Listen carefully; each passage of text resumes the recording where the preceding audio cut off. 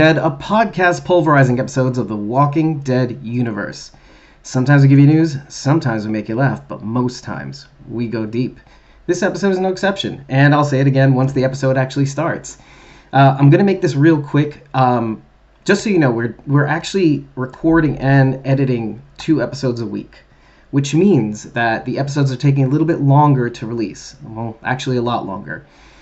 So sometimes it happens on Thursdays or Fridays, and sometimes Saturdays, and sometimes Sundays, which is already climbing into the next few episodes of The Walking Dead World Beyond and Fear the Walking Dead.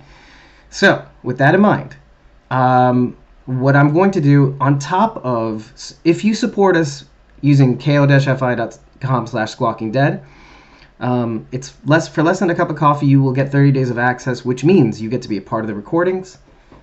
When we release the recording details. So you come in, you join the chat, just like Sharon D has.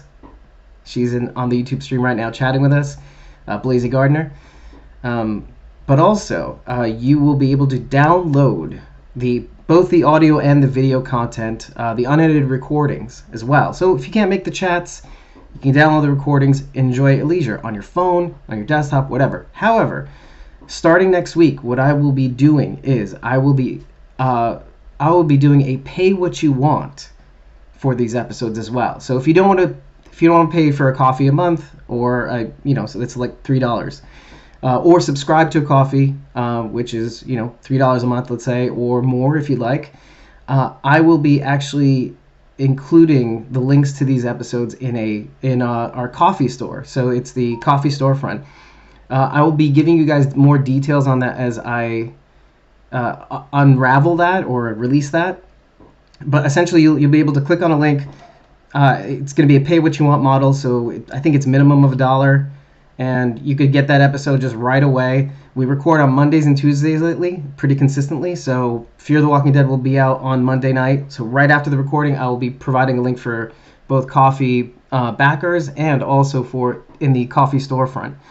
So, so you could either buy us a coffee, $3, get 30 days of access, get the links included, or you can do the pay what you want thing for $1. You can get that download right away, and you don't have to subscribe or anything like that. So when the details of that come out, you'll know. Also, hey, in case you haven't noticed, our website's been updated. So if you go to squawkingdead.com, we've redesigned the website for our Fear the Walking Dead themed season, for season 6.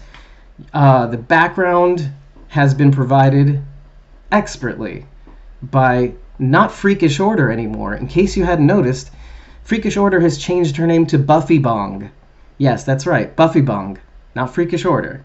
So if you head over to Instagram, so at BUFFYBONG on Instagram, or probably, not sure, Buffy Bong, so that's same on twitter.com, and even probably her Facebook page, which I don't know if she updates regularly anyway. So enjoy the website, squawkingdead.com. Enjoy. I hope you like the backgrounds. I hope you like the layouts, all that stuff. We made some slight tweaks to the website so it looks a little bit more streamlined. We've included the player, and also you'll be able to see the latest YouTube video on our website to be able to play right away from the website. You don't even have to go to youtube.com. You can just go straight to the website, start playing, and enjoy. So I'm going to join you in the chat right now, but right afterwards I'm going to order some food because I'm starving. I'll see you guys in the chat in just a second, and enjoy the episode of Fear the Walking Dead's second episode of season 6. Welcome to the club. Yeah.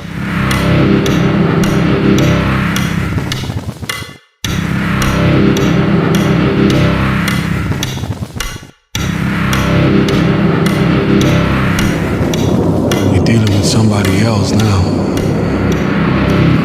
We are Squawking Dead, a podcast pulverizing episodes of the Walking Dead universe. Sometimes we give you news, sometimes we make you laugh, but most times we go deep. And this week is no exception. Again, we're back. I'm still amazed that we're here again after 2+ months of not recording episodes. We're here. We're recording I think it's technically our 5th, actually technically our 10th, but technically the 5th episode of covering an episode of the TWD universe. basically. Yes. And Dave, I feel like I just don't see enough of you. yeah, wow. It's like I'm living in your house. Right? And yes, and I'm David Cameo. And you're joined by Cosmomom09, Rachael Burt, who I live in her house. And also on voice, Sharon D, Blazy Gardner. Hey. Woo. Hey. It's working. Okay. We're here actually to talk about Fear the Walking Dead's second episode of season 6 called Welcome to the Club. So usually we give the new birds, the first impressions. And I think I'm going to give the honor to Sharon D to see what she thinks overall of the episode is. And then we'll just fly around from there. Strand and Alicia are not my favorite characters. But otherwise, I mean, it was okay. I have a lot of little nitpicky things about it. But on the whole, it was good. It had a couple of whoa moments, and I liked it for the most part. Like I said, there were a few things I didn't really like. A few things that issue. For the most part, I really enjoyed it. As we go through the episode, it will definitely hit those notes. Like, yeah, overall, a great episode. And I think from many points of view, as I am monitoring Reddit, I'm very interested to see the reaction of the Ericksonites. As some of you may or may not know, there are devotees of Dave Erickson, who helmed seasons 1 through 3, who was not canned necessarily, but it's my belief that he was let go because of some of the lawsuits that were incurred on AMC/David Alpert. Back when we actually reported this, like I think 2 years ago. But the reason why they had to change things around is because of the boat episode, which they stole from a comic book that David Alpert was actually helping to publish. So it is alleged that he took that idea and brought it to Fear and stole other key elements from that comic book to the series. And so that's partially why they had to kind of part ways with Erickson. But I think there was also the reason that Gimple saw this as an opportunity. Gimple and all these other producers saw this as an opportunity to further join the universe in some ways, which brought Morgan to the series, which made it more coincide with the larger universe, how everything is starting to tie in together. So there's that reason too. Brought on Ian Goldberg and Andrew Chambliss and all that. So, but in Reddit, there are these devotees of Erickson, which I call Ericksonites, and their hate knows no bounds constantly for 2 years. They're like, if it was The Legend of Zelda, they're like the Ganons, just constant hate of seasons 4 and 5. I just want to remind everybody that I don't necessarily blame people for feeling the way they do, but I think after a while, it's just kind of counterproductive or whatever. Or I don't know, maybe it's their safe space. I don't know. But either way, the reaction so far is mixed, which is honestly the best you could hope for with the Fear the Walking Dead subreddit. And I'm finding people that had pointed criticism of Fear the Walking Dead suddenly go, I'm now 2 episodes in and I'm really liking what I'm seeing, especially considering this episode that we're going to discuss right now. I mean, I'm taking this guy who I would mention him by name, but I'm just really shocked at his I'm assuming it's a him because Chris is in his name. His criticism is pretty much vanished. And from this episode, you could kind of tell why, because there is a revival of, let's say it out loud, old Strand, and even in some respects, old Daniel. One of the coolest things that we said we thought we would see, and we are kind of seeing it here and there and more as the season goes on, is the horror element. We didn't start out straight away with the guys in the masks, but we did see, from the first episode, there was that beginning spooky version of the season 4 opener with John and Morgan, now with Emil and Walter. But now we have another element, which I noted, all these different elements in this beginning scene, the slime on the floor, the guy stepping on the slime on the floor, wait, what's that? And mentioning that was so cool. I loved that scene when the doors were coming up and the goo was just it was like a wall of goo. It was so cool. Right? And it's almost Ghostbusters-esque, Yes! Right? But even before that, if you caught it, just before they open up the doors, Jeb was his name. He's doing this little pacing with the arm, with the rifle. Now you guys, you should be in the grave. Like another horror element. Like it's dark, it's misty, it's weird. It's the lights. They're kind of like almost gas lights. And but just before that, he steps in this like clear slime, and you're like, what? Are we dealing with ghosts? Right? Huge loogie. So what is that stuff? Yeah, exactly. Trying to figure out what it was. And all right, you're like, okay, let's move on. Okay, sure.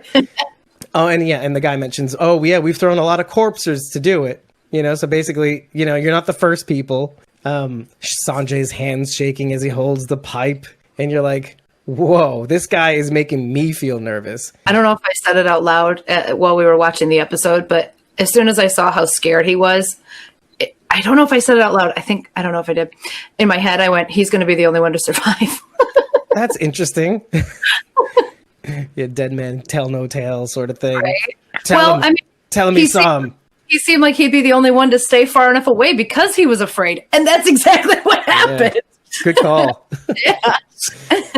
Oh, and until he ran over there at the end. Yeah, exactly. You saw what happened. They opened the doors. The door got stuck, etc., etc.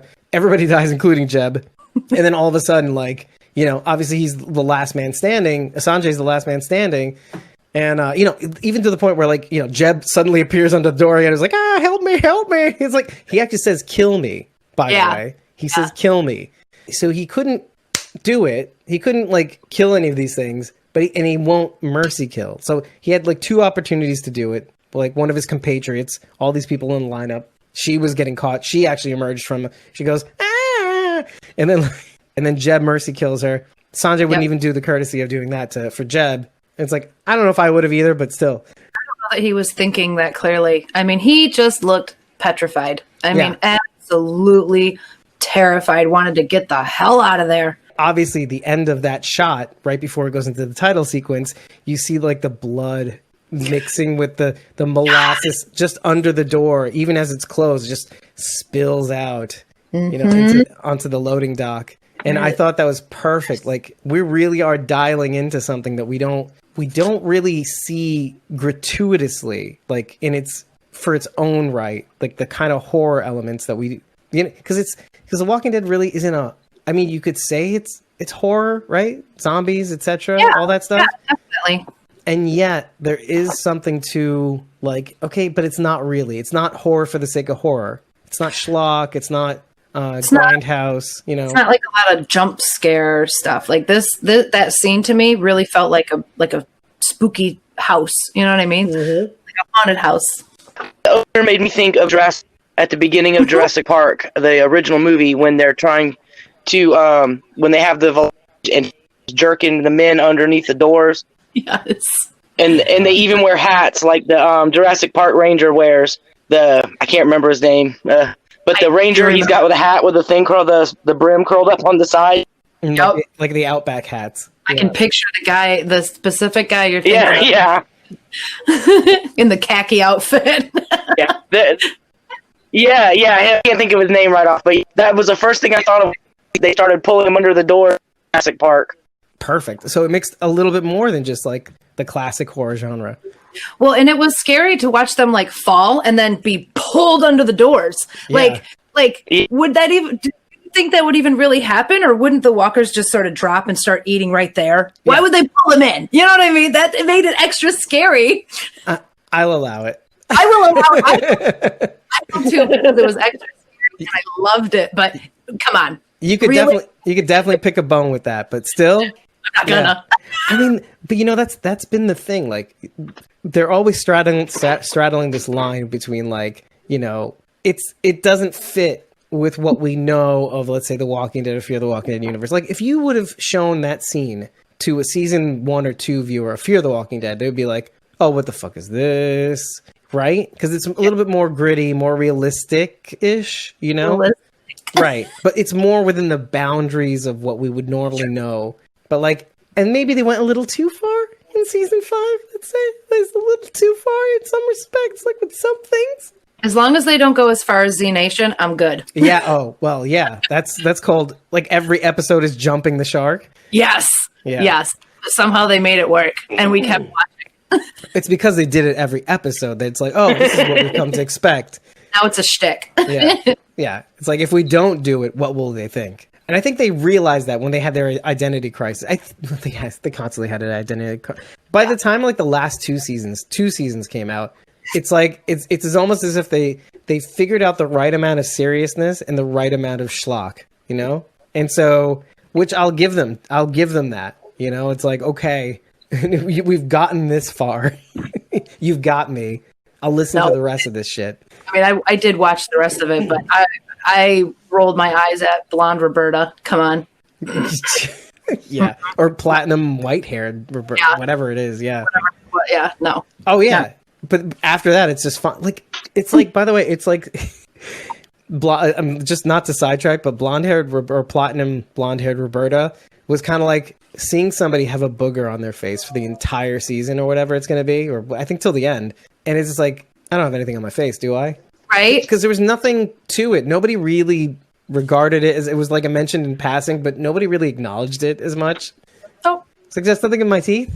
Yeah. There's something in my teeth? And I'm like, oh, this is, so we're just gonna, okay. No one's gonna question it. Okay. Alrighty then. Yeah, that's where we are, I guess. This is where we're going to be. Let's talk about the title sequence, because it is different and it is focusing on single characters so far, as we've seen. But I also want to note another difference. So, first of all, different colors to represent different people, it seems like, but also the music is a little different. I don't know if you noticed that. There's a little tweak to the music. I noted it in the first episode that I did notice it. It was definitely different than the prior seasons, but they're uniquely gearing, so they're kind of changing the music as well too, just slightly. Even per episode? Yeah. Is that what you mean? So far, yeah. Yeah. I was not listening closely enough, I guess. So I like that tweak. It's simple, but also cool. Like, it's not like they're trying to do too much. Like you said, why work so hard? You know? Yeah. The silhouettes are simple. You know, the color scheme is simple. Well, so far the silhouettes that we have seen, and again, it's only been 2 episodes, so who knows? But the 2 silhouettes we have seen, these characters have gone through major transformations. I wonder if they'll continue, you know, let's say, for example, well, we know Al and Dwight are in the next one. If Al is our silhouette, will we see her go through some major character change? Yeah, Al and Dwight, right? So will they both feature? Will only one? I mean, this series seems to deal with both mirror images and, you know, either reversions or transformations. Mm-hmm. Well, Alicia wasn't in the title card either. This was more. I felt by the end of it, it was more focused on Strand's transformation. Yeah, exactly. And Alicia's just along for the ride, being herself. Mm-hmm. Yeah. Oh, which also makes me kind of worried if you think about it. That she's not changing. Mm-hmm. Well, not yet. Maybe it happens a little down the road for her. She may be a later episode. I mean, look, 16 episodes, 16 people, maybe. I don't know. We can have a rabbi-focused episode, maybe. Maybe we'll see like the first 8 characters transform, and then the back half will be those same 8 doing another transformation back. That's cool. Or I mean, maybe they might, and maybe some of those people will be somebody like Virginia. See what happens during her day, right? Ooh, yeah. I know Sharon might have beef with that. Maybe. More beef with Strand than I do Virginia right now. Well, yes. Let's move on with that. Strand's always sat right on the same spot for me. I mean, I've always said, you know, Strand is good to have on your side if he's on your side, right. But Strand is always on Strand's side. Yeah, exactly. That constant struggle. I mean, I hope you know, what's funny about also the silhouette, I just wanted to come back to that, is that it's still Strand holding that bucket of shit. On second watch, you notice how ridiculous I noticed that too. I didn't until the second watch, because the first time I'm like, what is he holding? And then I realized, yeah. Right. And the little cattle ramp in the background too, with the walkers pouring out of it. Yeah. Things to look out for, you know? It goes by so quick. I'm not that fast. I have to like pause it and stare at everything. Yeah, but you know, I just took notes just before we got on here. So. Right. It's fresh. Yeah. Could have been on here earlier, but no, Dave had to look at that title sequence 3 times. It wasn't just you. Let's be honest here. Oh, okay. Oh, okay. Okay. We got this little look-see into last week's at some point with Strand and Alicia outside of Lawton, eyeballing it from afar, being like, yes, one day we'll get inside and The promised land. yeah, the promised land of Lawton. And like the idea, there's something about how this Ranger Marcus and Strand are interacting, and it's like we missed Strand being Strand in a weird way. It's almost as if the show is saying, here you go. I know you've been missing this little bit of Strand that he didn't get to be for a little while. Oh, here's a little bit, here's a little taste. And once they give you a little taste, you got to accept the whole pie. You know what I'm saying?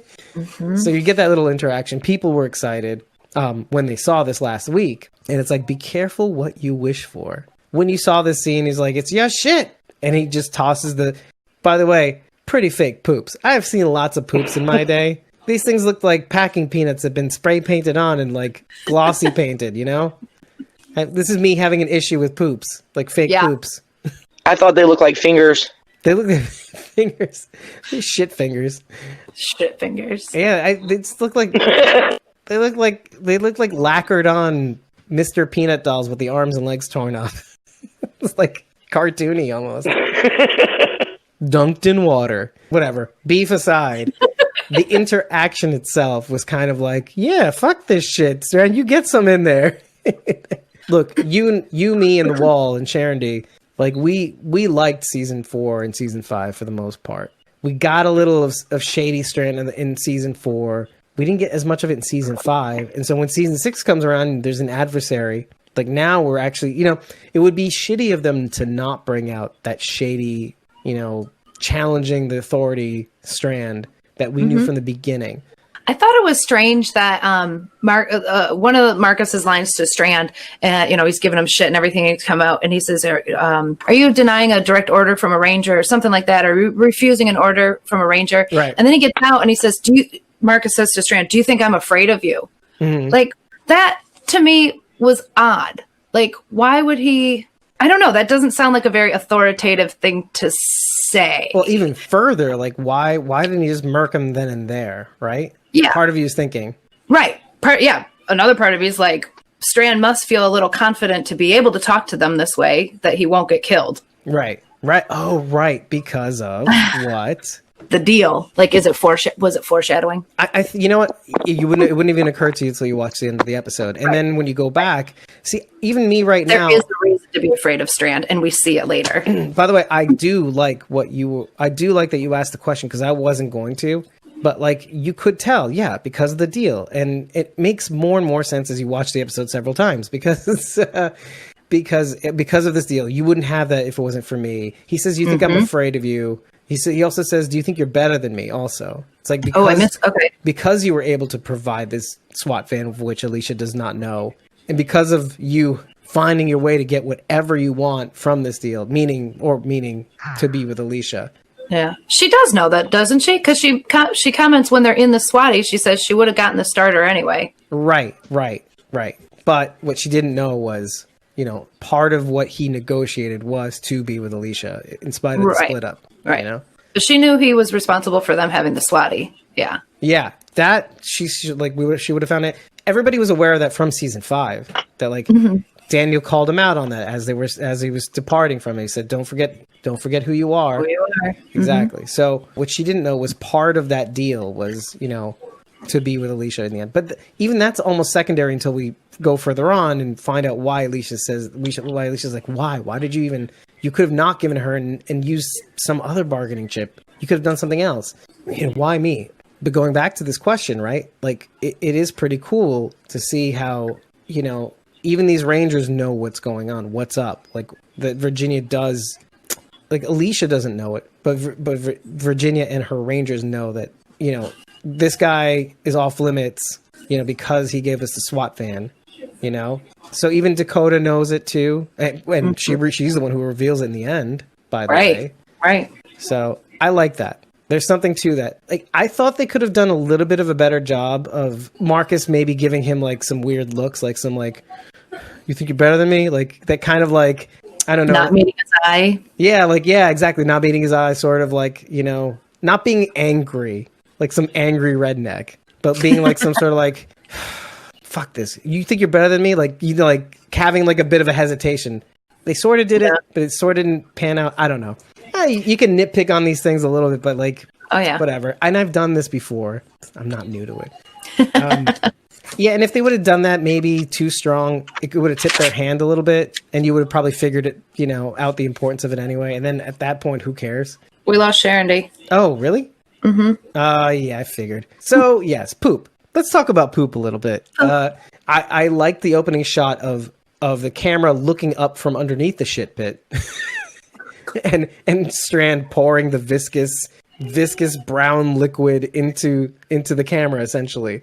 And I love the sound that it made as it was doing that. It's like, as long as I don't smell it, I'm fine with it. but like, again, gross. I mean, post-horror poop, you know, like a little cool down period where you can laugh a little bit. So I'm wondering what's going on that they need to burn their shit. Like, I was going to ask that, and I thought, maybe I'll just skip it. But now that you brought it up, I'm like, why wouldn't they use it for fertilizer? Or, yeah, I mean, first of all, it could have other uses. And, like, why do you need to burn it or get rid of it at all? Like, outhouses were a thing forever. Like, right. Why do you need to burn it? Yeah, I don't get it. I don't get it either. And I'm trying to think of anything in this episode that might tell me why, and I can't. Well, maybe things are so great in their other communities, fuck it, we'll just throw it out. We'll chuck it, you know?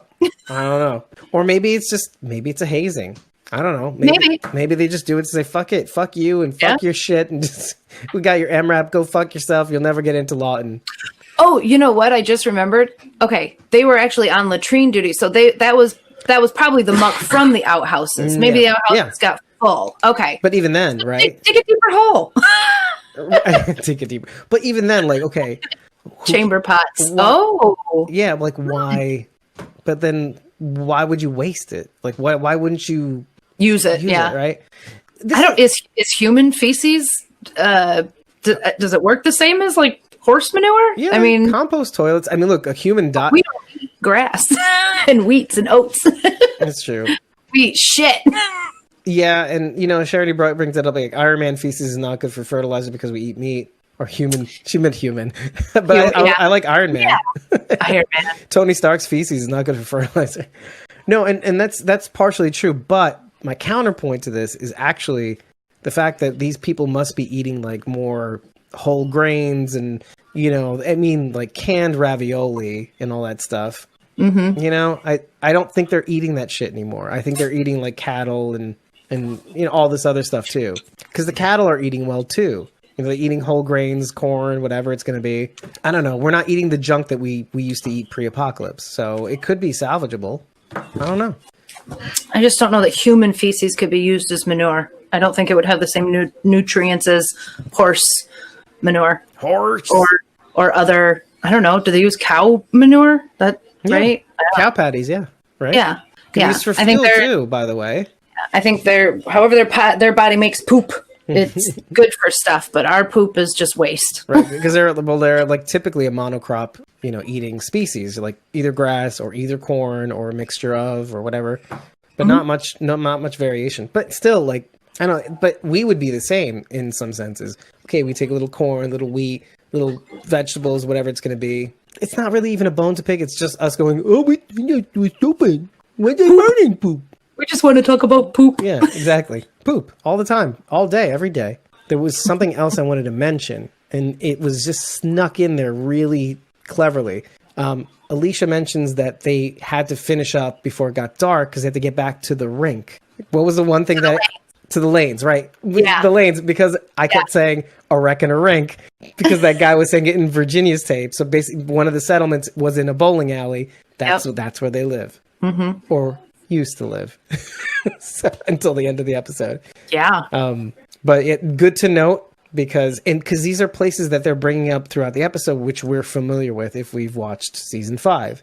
They mention Paradise Ridge at the end of the episode. This is the place where Tom and Janice were initially. So interesting. Good to bring up. Who was the person that ended up saving Strand, sort of, from giving Marcus shit, literally?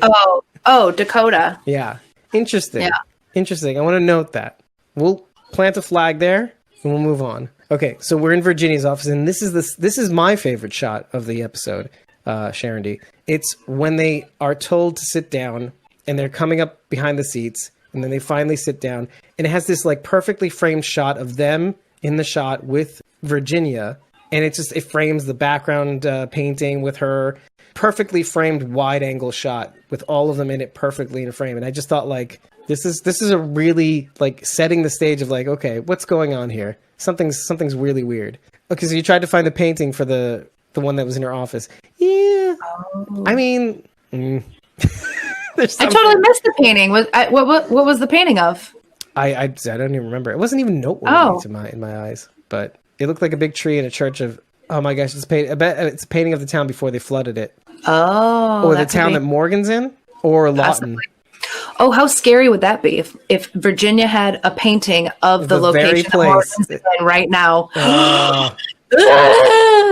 We'll call it Morgantown, and with baby Morgan, and adult Morgan, right. And everybody on the show will be called Morganites. Everybody in the town.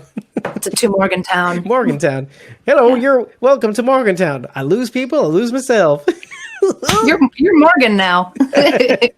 Oh, I am Morgan, not Negan. Ooh. I love how they kind of hold back from showing Daniel right away, but you kind of know who it is already because he's cutting the hair. We saw some of the previews. Hey, I have to say, as a cosmetologist, that is not how you cut bangs, and that entire scene bothered the shit out of me. Explain more. Okay, I'm done. I'm just. Well, what was the incorrectness of it?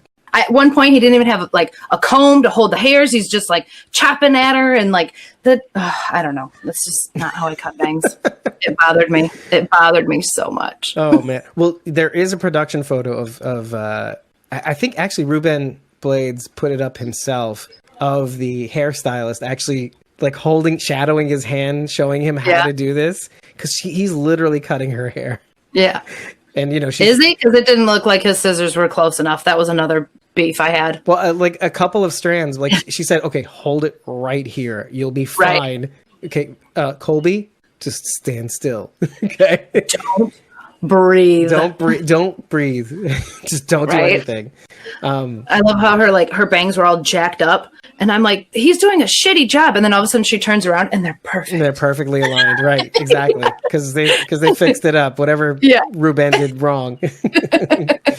I flip them over when she's got a nice little arch around her eyebrows. So I gather the whole section up and I flip it over and then I cut straight across that way. And then I would, go in and get some details around the edges. But this part should be good once. One cut across the middle. That's all you need. It's the edges you gotta worry about. Right. Unless you're point cutting, which he wasn't doing. So here's the thing. The idea of Alicia, Strand, and Daniel being in the same room, planned. Would you agree? Mm-hmm. Oh, absolutely. Yeah. I think Virginia was testing maybe testing Daniel, but more so probably testing the other two. Yeah. Trying to throw them off balance, right? Mm-hmm. Mm-hmm. Look what he's doing for me. Right. Were you convinced at all of Daniel's amnesia? Yeah, because I actually got really emotional. Really? I got a little emotional. Right when I didn't at first, and I felt the same way Strand felt when he was just like, dude, what's up? And then like Daniel shrunk away. And that was my first sort of hesitation. That was the only moment that I was like, oh.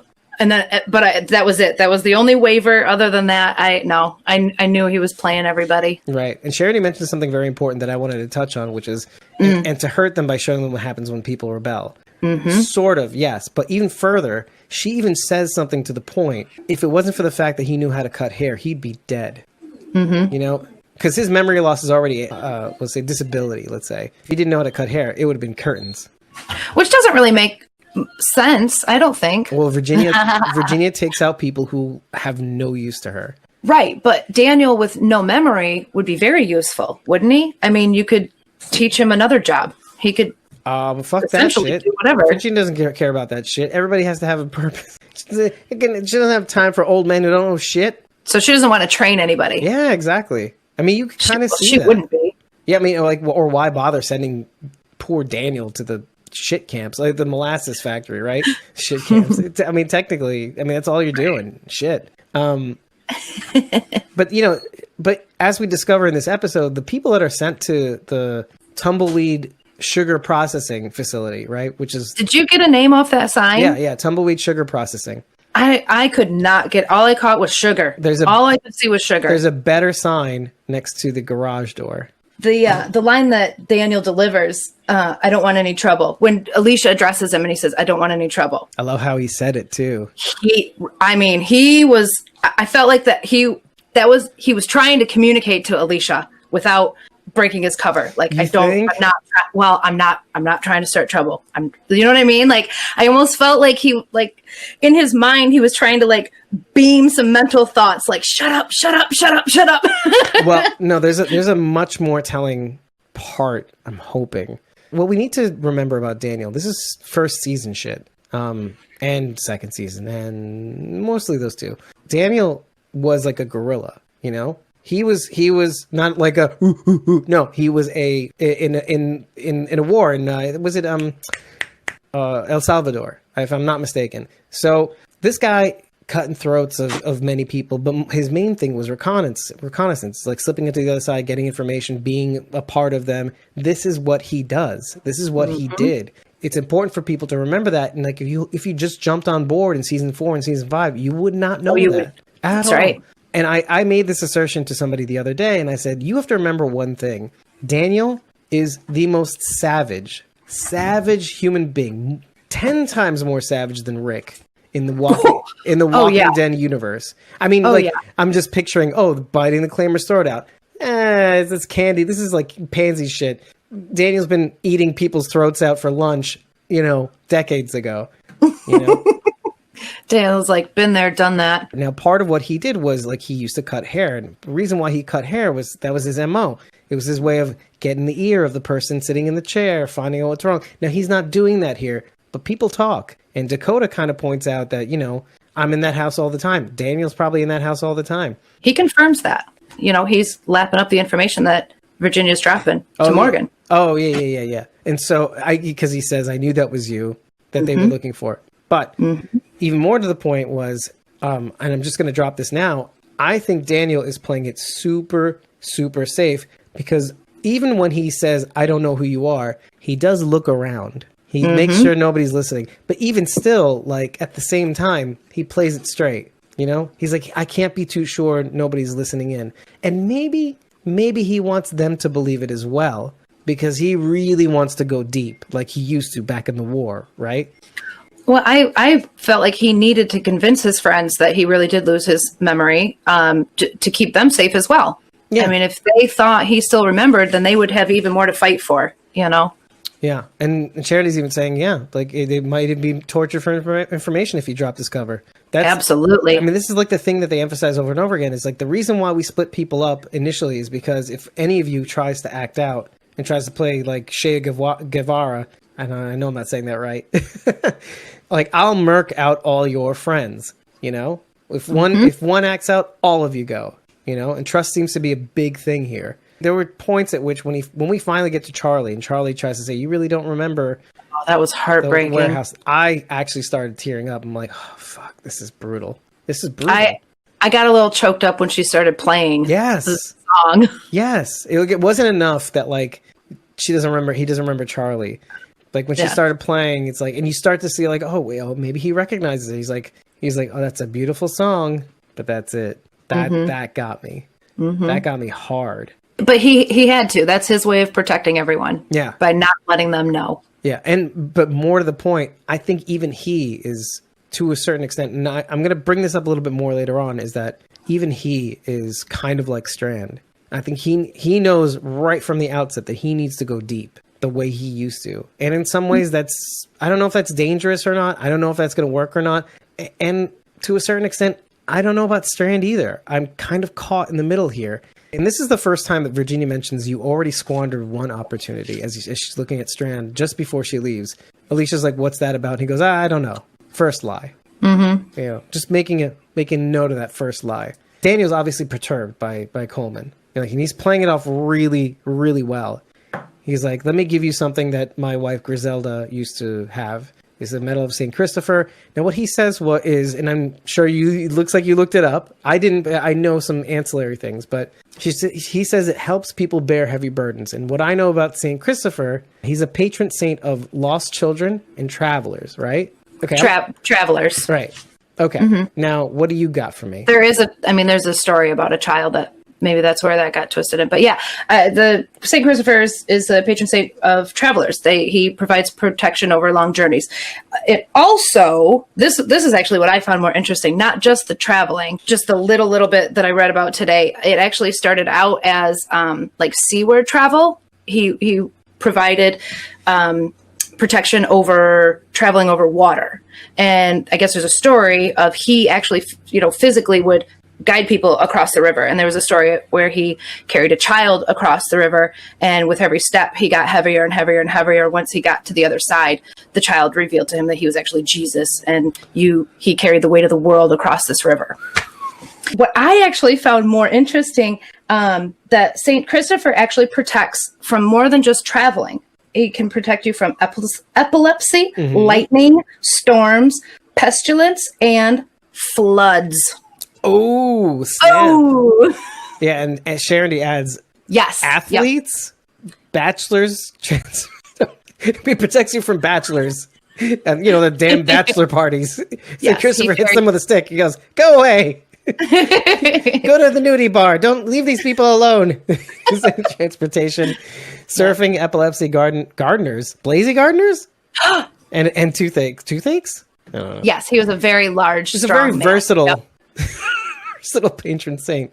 Floods was in there, and we know Morgan is staying in a flooded town, previously flooded town. I like the tie-in. I like it a lot.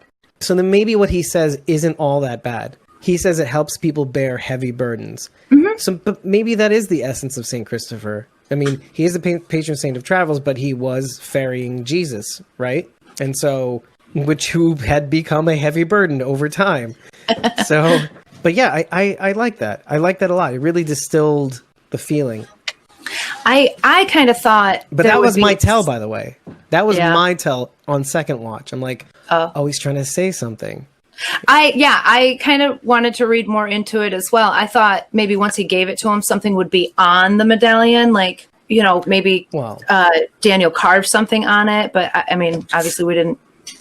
I don't think that's the case because they didn't show it to us. Yeah. So, well, Sharon's saying he's bearing the burden of guilt, betraying his friends. However, what I want to note was I think Daniel was trying to say something with the medallion in the sense where, if you remember, season 1, episode whatever,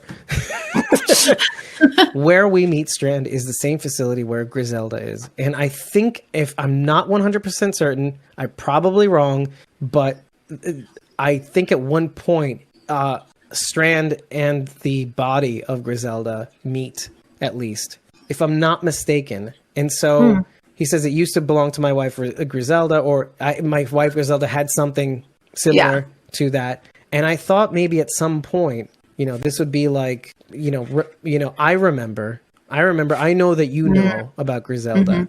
That could have been. It could have been. I mean, it might have been just too deep for Strand to understand. Yeah, and maybe too deep for us. I don't know. I thought maybe there was something to that, and Strand just didn't cop on. He says he got that one off of Dead. Yeah, off of one of the Dead. Yeah. I thought there'd be more to that too. Like I kept looking for all these. Like I wanted to see these messages that Daniel was sending to them. Like. Unbeknownst to them or something. Yeah, like I'm here. Or it's all over. Or Morgan's catch line. I'm right here. I'm right here.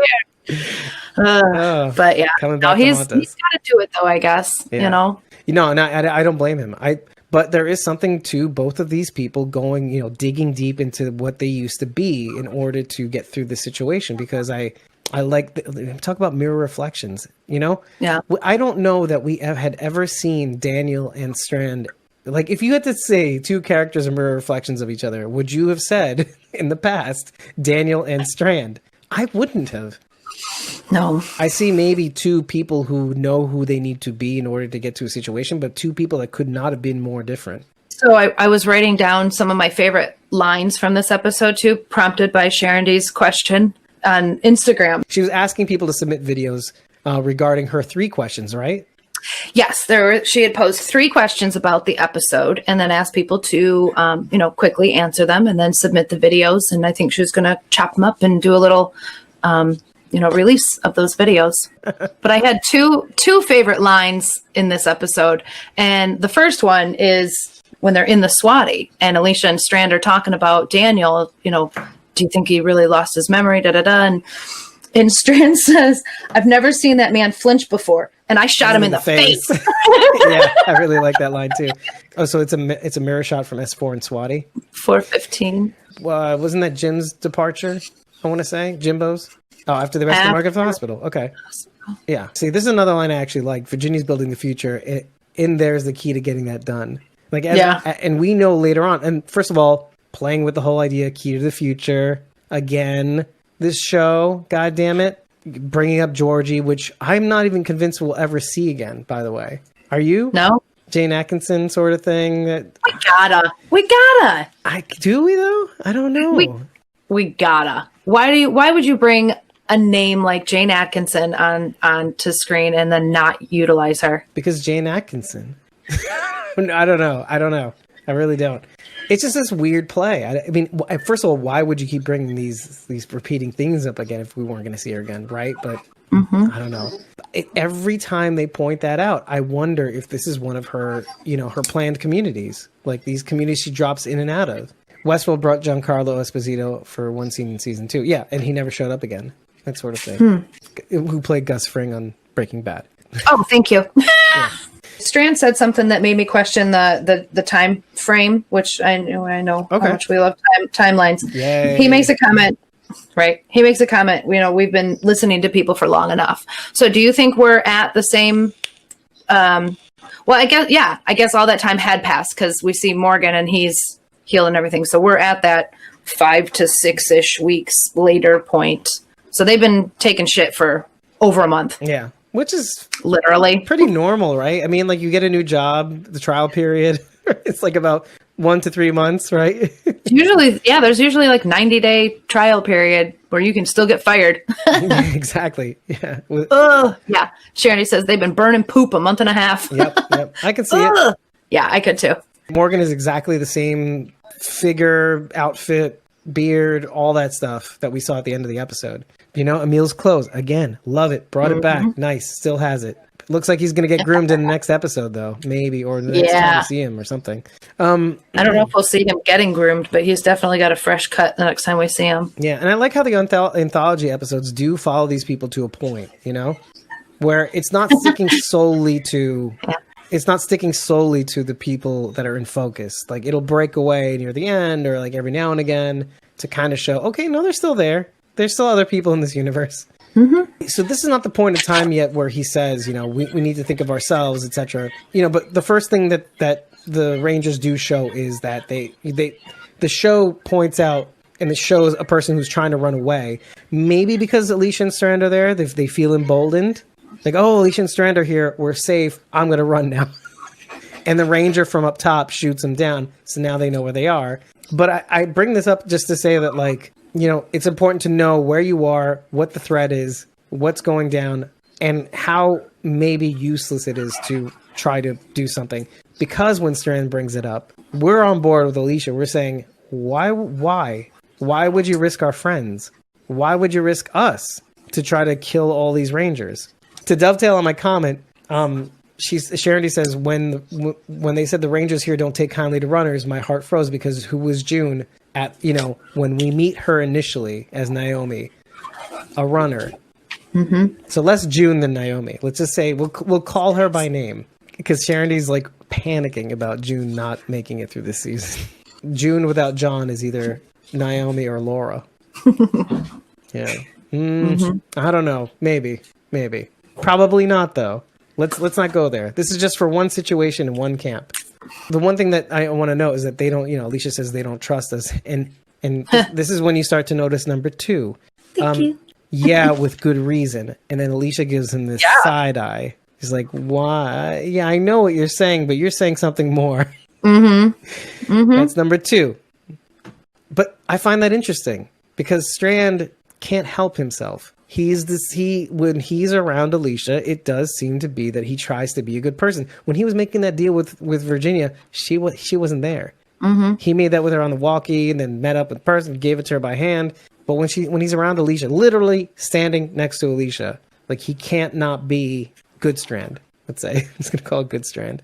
I think Strand's plan was just as risky as Alicia's. I think either plan, whichever one they would have decided to go with, they would have had the same result. Honestly, right. I don't think either one was less of a risk. So to say, and you can tell that Strand is really pissed off at Alicia, by how it turns out. Right. And I'm like, dude, your plan really wasn't any better. It was pretty bad. It was still pretty bad. I think which kind of just proves maybe one thing is that if pushed hard enough, Alicia may not do Strand's plan, but do a variation of Strand's plan, which is not good, because they both find out that if they do anything, their friend from Dakota, we find out from Dakota, you do this and your friends are at risk. Mm-hmm. But both of them decide to do something that would get their friends at risk, right? But going back to that, like, wouldn't you say, though, that Strand's was a little bit more foolhardy?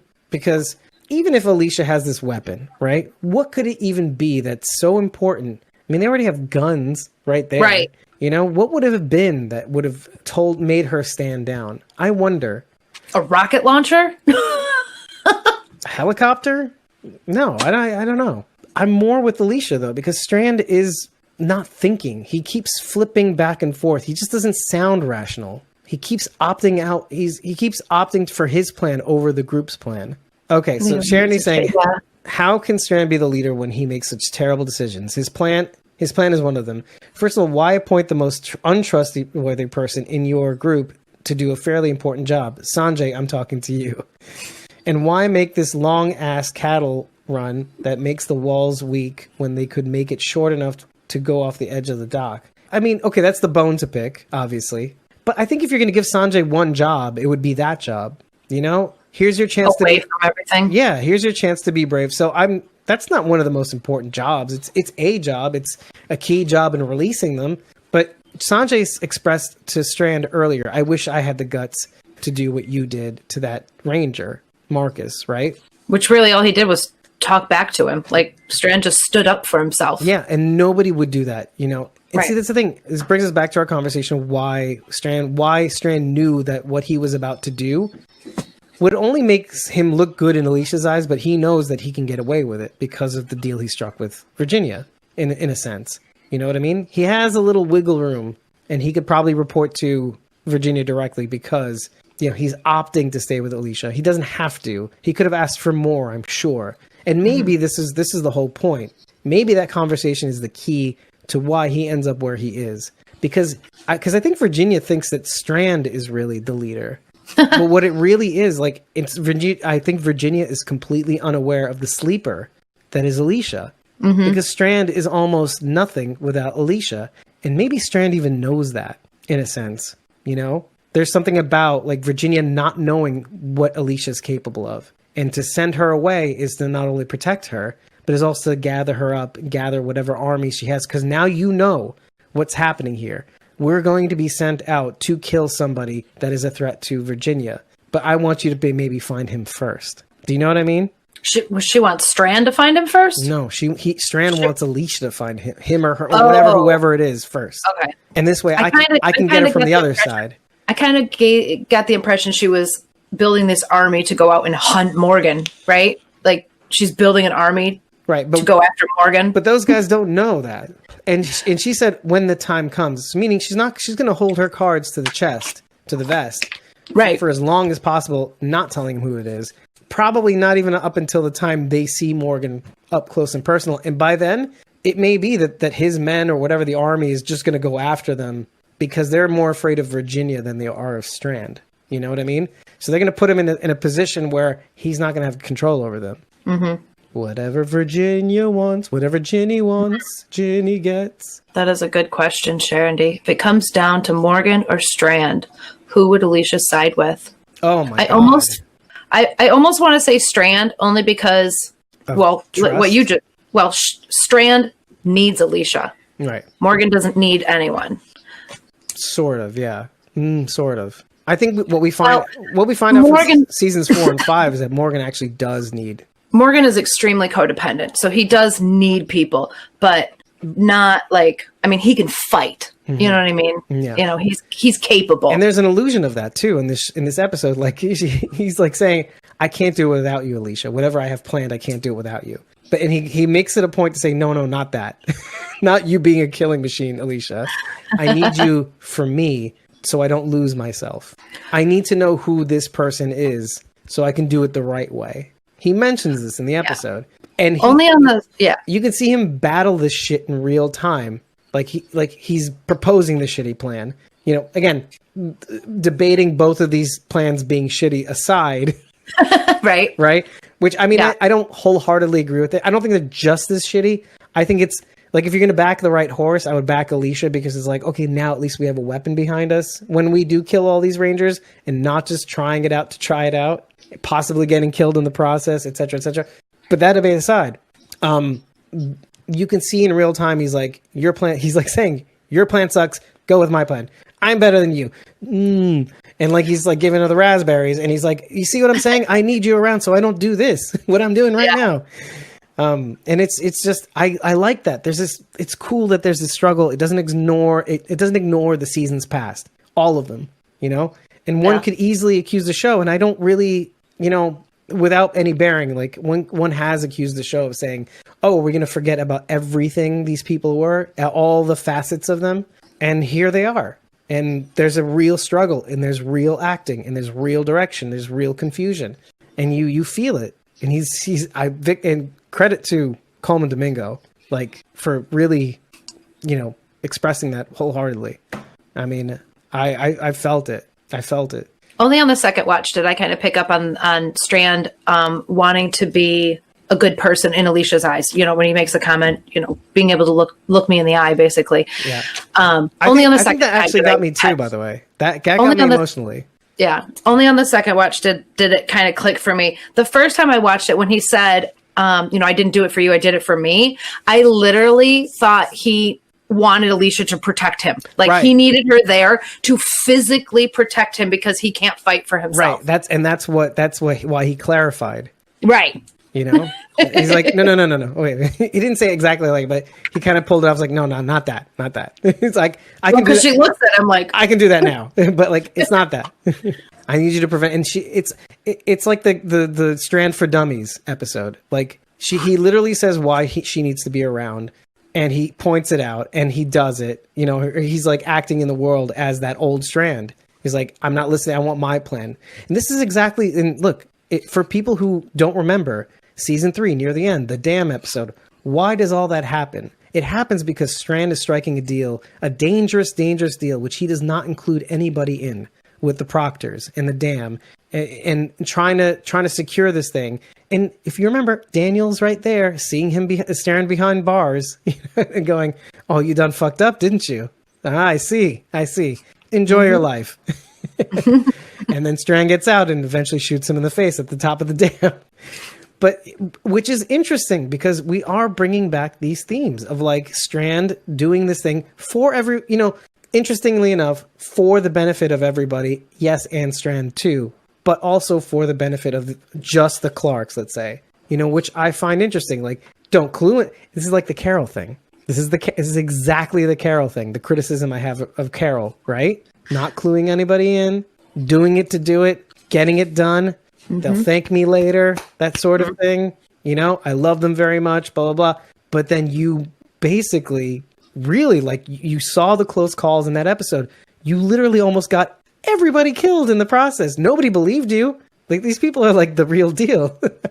So I actually thought it was a pretty good system that they rigged up, having the walkers come down the trough and, killing them and shifting them, kill and then shift. And then, it was working out for, pretty well for a while. Then they fell and everything went to shit. Oh yeah. 100%.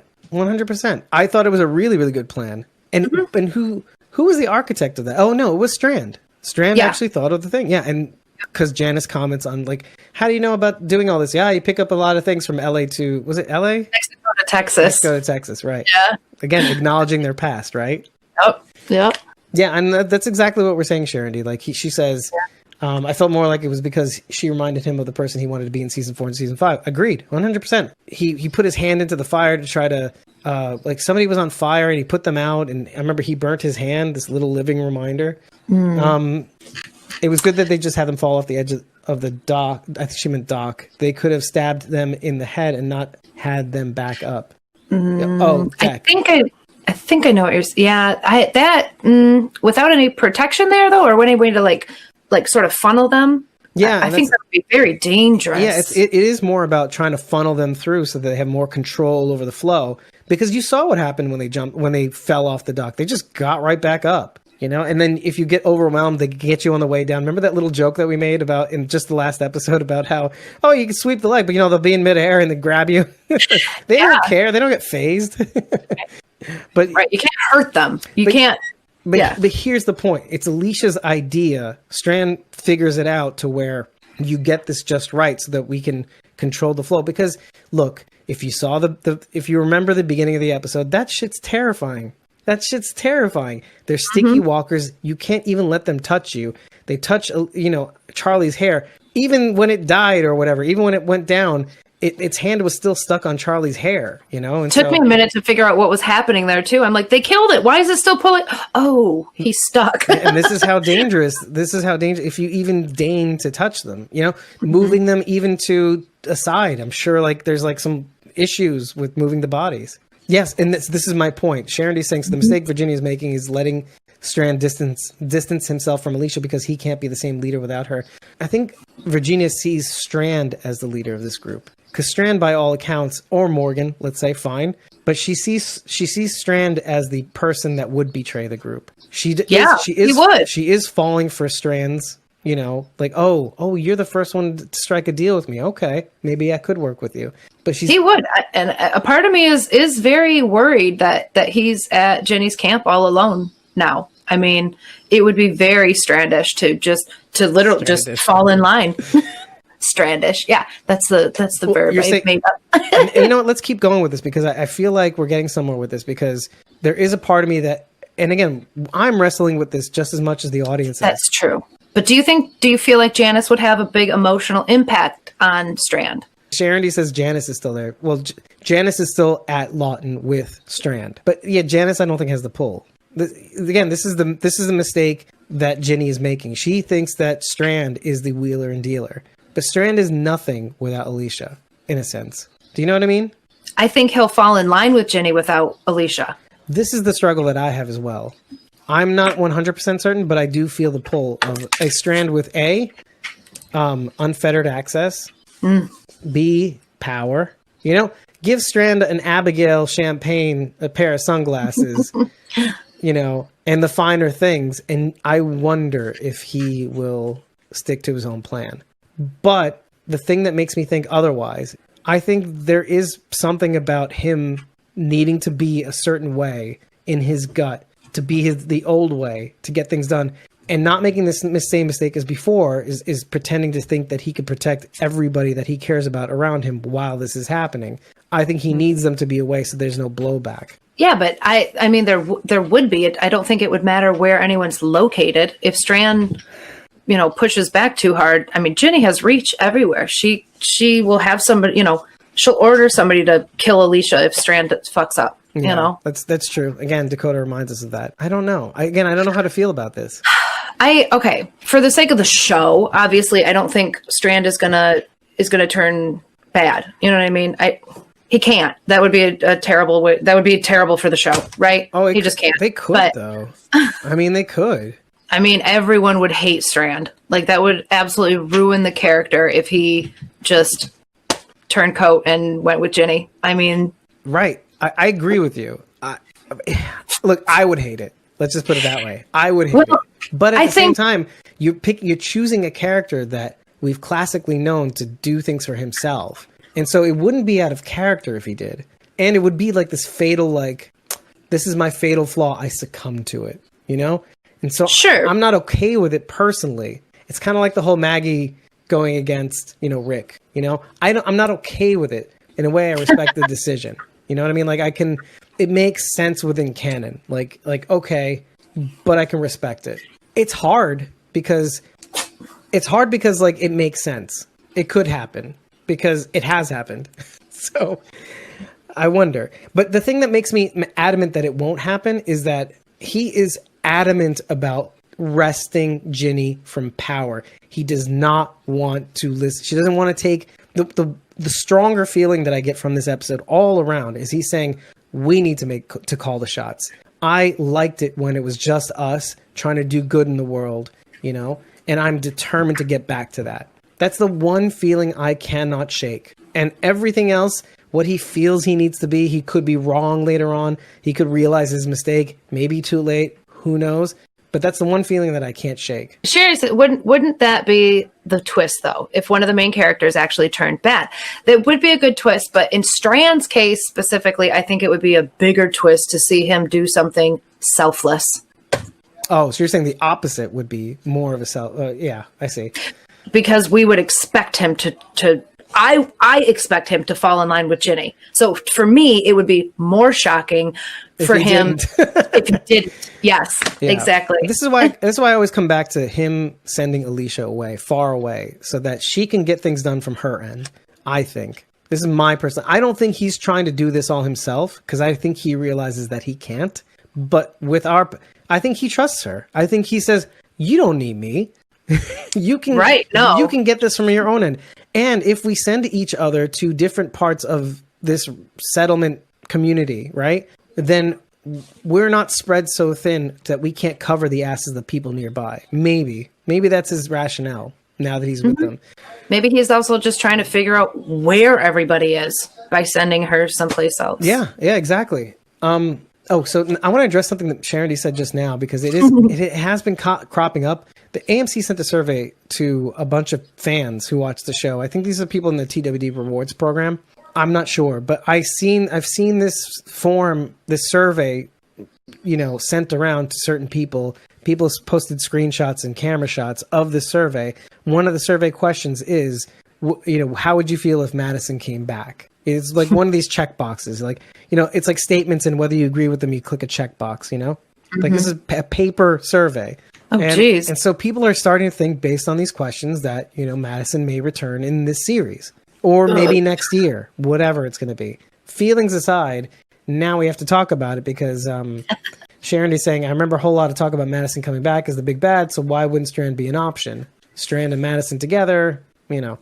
I think Strand would be a perfect option, which is why it wouldn't shock me at all to see him turn bad. Yeah. In fact, you know, since we're going back to these old feelings, why not bring out the idea that he could do something like this again? You know, but again, we've laid all the cards out on the table. We all feel this way. We all feel conflicted. I think we can easily say, however we think of the character, however we think where he may go, we do see still a conflicted Strand, or we are conflicted about how convinced we are that he is bad or good, let's say, in simplest terms, which is fun. I think Strand is just, he's, you know, out for it. See, when I say out for himself, that too makes it sound bad. I don't think he's good or bad. I think he's just saving his own ass. And I don't think there's anything wrong with that. Yeah. I mean, I'm wrestling with it because I feel that Eugene did the same thing. He just took a different tactic. Yeah. Well, and at the end of the day, he ended up basically proving it all to Rick. He's like, basically at the end of the show, he says, see, I can be useful. This is like one of the big criticisms that we brought up on the show is it's like Rick basically wrote him off. Said, you are a gamer nerd in his basement. I'm not fucking with you. You know, you're useless and dead to me, right? And so when he went out to the Savers, it felt like all he was trying to do was be useful to Rick. He's like, see, I can be useful. I'm not to be written off. Okay. Right. Yeah. Right. So, yeah, see, that's the thing. I'm not, see, I almost don't want to predict anything. I'm having fun right here, not knowing. That I'm being honest. The fact that they're doing this to us, I like. Because again, it brings back these old traits, habits, and even in mixing them together with what we know about him and Alicia already. Like this friendship that keeps each other on track. It's not of a I protect Strand sort of thing, which we could easily say is true. However, we've seen Strand killed on this episode. He can take care of himself. It's Have more, we seen Strand kill anybody before this episode? Yeah, we have finally in season 5. I think we see. I don't know. But I think we saw him. I don't remember him killing a person. I feel like this is something I mentioned on the show. Finally, in season 5, I think we saw him kill a person. I can't remember though. I can't remember. Maybe one of Logan's people? I remember it being more noteworthy. I can't remember though. Okay. Well, I couldn't remember when he shot Daniel in the face. He tried, yeah. Well, you know what? That right there says enough. I mean, yeah. Yeah. But also, like, the idea of saving a person. We don't see. Remember when we were having trouble with him even killing a walker? And this is kind of what I want to get to next. Is that you didn't even see him kill walkers up until what, season 4, maybe? Right? He was kind of like Eugene. He always had somebody being able to do the dirty work for him. And now he's sticking up Althea and John and Morgan in the SWAT van. He's like, okay, where's the new Strand? He knows how to use a weapon, whatever. Yeah, and see, Sharon D saying, I love the discussion and speculation too. Yeah, of course. Okay, see, yeah, well, he killed vultures in S4. See, there we go. That's what I was like saying, I'm surprised by this. Anyway, do you trust Dakota? I don't know yet, but I'm seeing signs that tell me I should. That you could, right? Sharon, how do you feel? She says no because they want us to trust her. I'm sort of in between. Like, this is all nice and this is all convenient, but I remember, like, right out of the gate, Dakota comes out and saves him because I think Dakota knows about the deal that Strand made with Virginia already. So she knows where they are. Maybe she's seen the tapes. Whether or not she believes them or not, I don't know. But part of me is also thinking, like, maybe this is all Virginia's plan to begin with. Virginia stows away on the weapons truck. Maybe she gets them to trust. Maybe she gets them to trust her to tell them, there's a weapon in the warehouse. I heard her talk about it. Yeah, sure. Making them more determined to get it to take out Virginia. And then it becomes the thing and they get so determined to get this done because I don't think they would have been as determined had she not told them. Do you know what I mean? This could all be a big, long con, which again, isn't that kind of interesting given the kind of person that Victor is? Could Virginia also be using Dakota unwillingly? Like maybe Dakota doesn't even realize she's being used. Could be, but I'm wondering if Dakota's playing the long con and out-conning Virginia. Because here's the... Out-conning Virginia? So what's Dakota's ultimate goal? Who the fuck knows? I mean, to leave. That means she says she wants to leave, and I mean, I gotta believe that her sister seems psycho. And right. But that's what they want you to think. I know I sound like a conspiracy theorist, but that's the thing. My point is, think of the names. Virginia, name of a state, right? How many Virginias are there? 2. Virginia and West Virginia, right? Mm-hmm. What's Dakota? Dakota. There's North and South Dakota, right? Right? Why? Yeah. Why? Why are there North and South Dakotas? Well, no, forget that. But think of it. There's 2 of them, right? 2 girls with names that have 2 states, so they have 2 personalities. We only know the one version, right? We're expected to say, Charity, why don't you say it for us? Maybe she's sadistic like Joffrey, like in Game of Thrones. Yes, this is what I'm trying to say. I don't know who Joffrey is. The thing is, this is what I was saying before, the sleight of hand effect. They want you to go down a garden path of what we're supposed to think of them. Virginia, for example, and Dakota. And my feeling is, by the end of it, we're going to find ourselves, unbeknownst to us, maybe finding sympathy for Virginia at some point and being like, oh shit, about Dakota. Right? It's in the back of your head being like, I think I can see that. I don't like it. But now I'm excited to see how they try to get us to feel that way. Yeah. I feel like I ruined something by saying this. And I'm almost feeling bad because I don't want you to see it coming. But there's something about the names, the 2 names, the 2 states, the duality of these 2 people, maybe. And I said, if they introduce a long lost sister named Carolina, we're in trouble. We're in big trouble. Right. Dakota's Ramsey and Virginia's Joffrey. Yeah, but what if Virginia is the sympathetic character? Right? At the end of the day, what if Virginia becomes a sympathetic? So far, no good. So far, I don't like how clever she is. She is really, really clever. She knows the people she's dealing with. She knows how to keep them off balance. She may even be working with Dakota, by the way. Well, you help me with that image that I shared today, and I think that speaks volumes. Okay, so just to give context, which it is a very tenuous thread that you're weaving, but I'm sorry, but there have been much thinner threads throughout this podcast. This is a pretty thick string of yarn, okay? Okay, I'll give you that much, but yarn can be cut very easily. Anyway, so Rachel, you put up a picture of Rick from which season now? It was like 7? That was 701. That was 701. 701. And he has this like little smudge of blood on his... It's Abraham's blood. Abraham's blood on his right cheek, right? Mm-hmm. And on with in the this fur-lined jacket. right, with the murder jacket. Yeah. Yeah. And Virginia has, I think, does she have somewhat Dakota. the same jacket? Sorry, Dakota has almost the same jacket. Right. Hers has more fur on it, but I mean less murdery.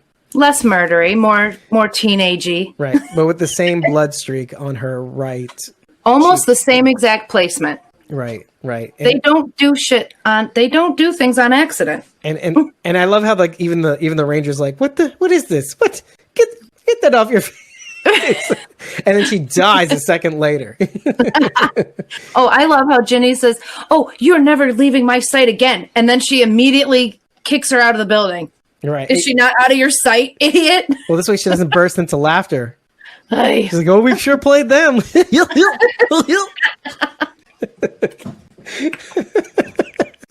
Dakota's evil. I'm convinced. No, kidding. That's a pretty dangerous game to play with your sister, though. I mean, she could have easily died doing that. Exactly. That's a very dangerous game to be playing with your little sister. If it wasn't for the fact that we know Virginia knows that these guys are going to protect a value resource on one end or the other. First of all, Virginia's sister, valuable as a hostage, maybe. Mm-hmm. You know, that in itself was kind of a good fallback weapon, if you want to call it a weapon. We got your sister. Oh, let our friends go, slit her throat, you know, that sort of thing.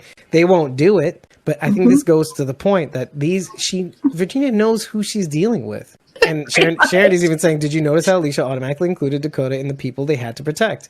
Yeah, this is one of Alicia's foibles. Virginia knows Alicia in at least that respect because of the videos, you know, Althea's videos. Her little. I still think that's a huge, huge risk. Sure. But I think Virginia knows the conclusion. She knows she's not sending people that don't know how to take out walkers, for sure. She knows not only to the point where they would not even deign to put her in any sort of danger. Plenty of trailers out there to keep her safe, just in time for the Rangers to come out with their big guns. Because the whole point was never to put these people in danger. Whether or not they survive or not is who cares? But the Rangers were always going to be there to take out these walkers.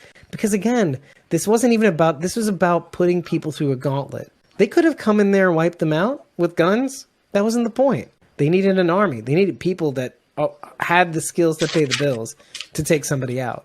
So since we're at this part, Janet says there are 9 Rangers out there. Right, because only 2 of them die. The one from last night dies, and then the 2 others. Right. So where are the other 7?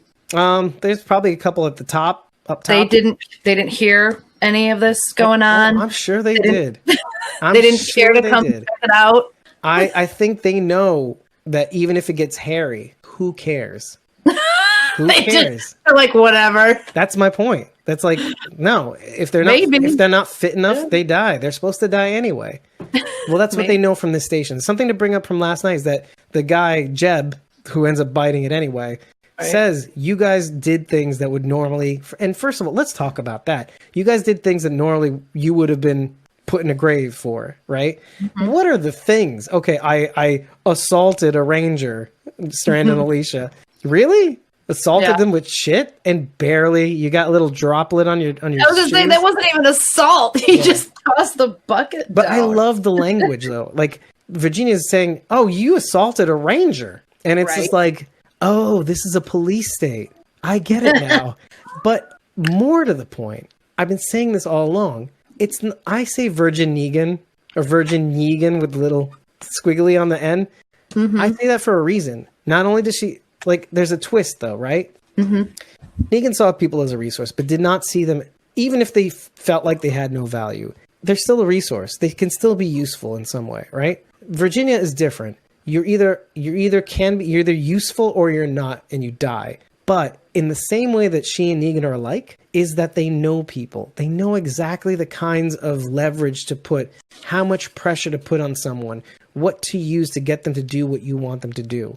To underestimate Virginia, I think, is a mistake. Again, you want to call her a dummy, but she's not. She knows what resources to try to get from Morgan, to take out Morgan. She doesn't waste time getting her Rangers involved to kill Morgan, right? She calls in a bounty hunter. She's like, I'm not taking any chances. This guy is unkillable. Morgan Jones doesn't die. She knows that already. Whoa, I just saw a statement from Sharondy. I love hate Virginia. That is bold. Interesting. So you like the character but hate her guts, right? Schrodinger's Morgan Jones box. If I open the box, Morgan will be dead. Oh my gosh. But if I leave the box closed, Morgan is alive forever. Yep. Okay, so let's read a couple of the comments. So I don't know. Dakota seems like she didn't really know what to do with Walker. She kind of ran at them and ducked under the trailer. No, but she took one out for Charlie. If you remember, she killed one for Charlie. So she knew she knew exactly what to do to get them to trust them. Again, I'm a crazy man. I'm admitting it. Fine, whatever. I got my theories. She did get the two Rangers killed, though. Yes. I mean, she turned around and ran right back into that flood of walkers and then ducked under the But this might thing. But this might go to how little regard either she and Virginia have towards people in general. Again, if you're not useful, you're Walker chum, right? But again, like how they're not willing to step on bodies to get to their ultimate goal, which is to get an army, right? Now, again, I'm playing this as devil's advocate. I will admit it. I'm being the contrarian. I have this theory. I want to stick with it. See how I can take it to its logical conclusion. So far, I'm getting blocked. I'm looking at Sharondy's theory also. This completely dismantles my theory, if this is true. One of the big things that Sharondy says is that it's quite possible that Dakota was the one that patched Morgan up. I don't know that a young girl of that age is talented enough or not talented enough to actually sew a bleeding man's wound. Of course, it wasn't done great, but possible. She's the one And she left the bullet in there. Yeah, so. Yeah, exactly. How good could she have possibly been? Right. This may go to her lack of talent or whatever, and she may have been the one to write the note saying, you're not done yet. You still have a lot of things left to do. So there's some legs to that theory. But we want Madison to come back, right? I'm looking at you, Rachel. Only if it's going to be to see how she died. Right. Again, I'm the crazy man. And oh my God. Let's take my little theory further, shall we?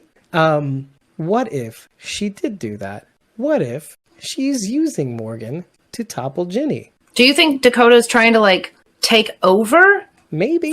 For Ginny? Maybe. How old do you think Dakota is? She's very young. 13? I think she's just as old as Charlie, if that's true. She may be 14, 15. Oh my God, are you agreeing with me, Charlie? I don't know how a teenager could think she could run a place like that. Well, see, you haven't seen Game of Thrones, right? Well, it's like the Alexander the Great effect. Alexander the Great was always, if I'm remembering the tale right, his whole thing was he had to be better than his father. He was always looking to best his father.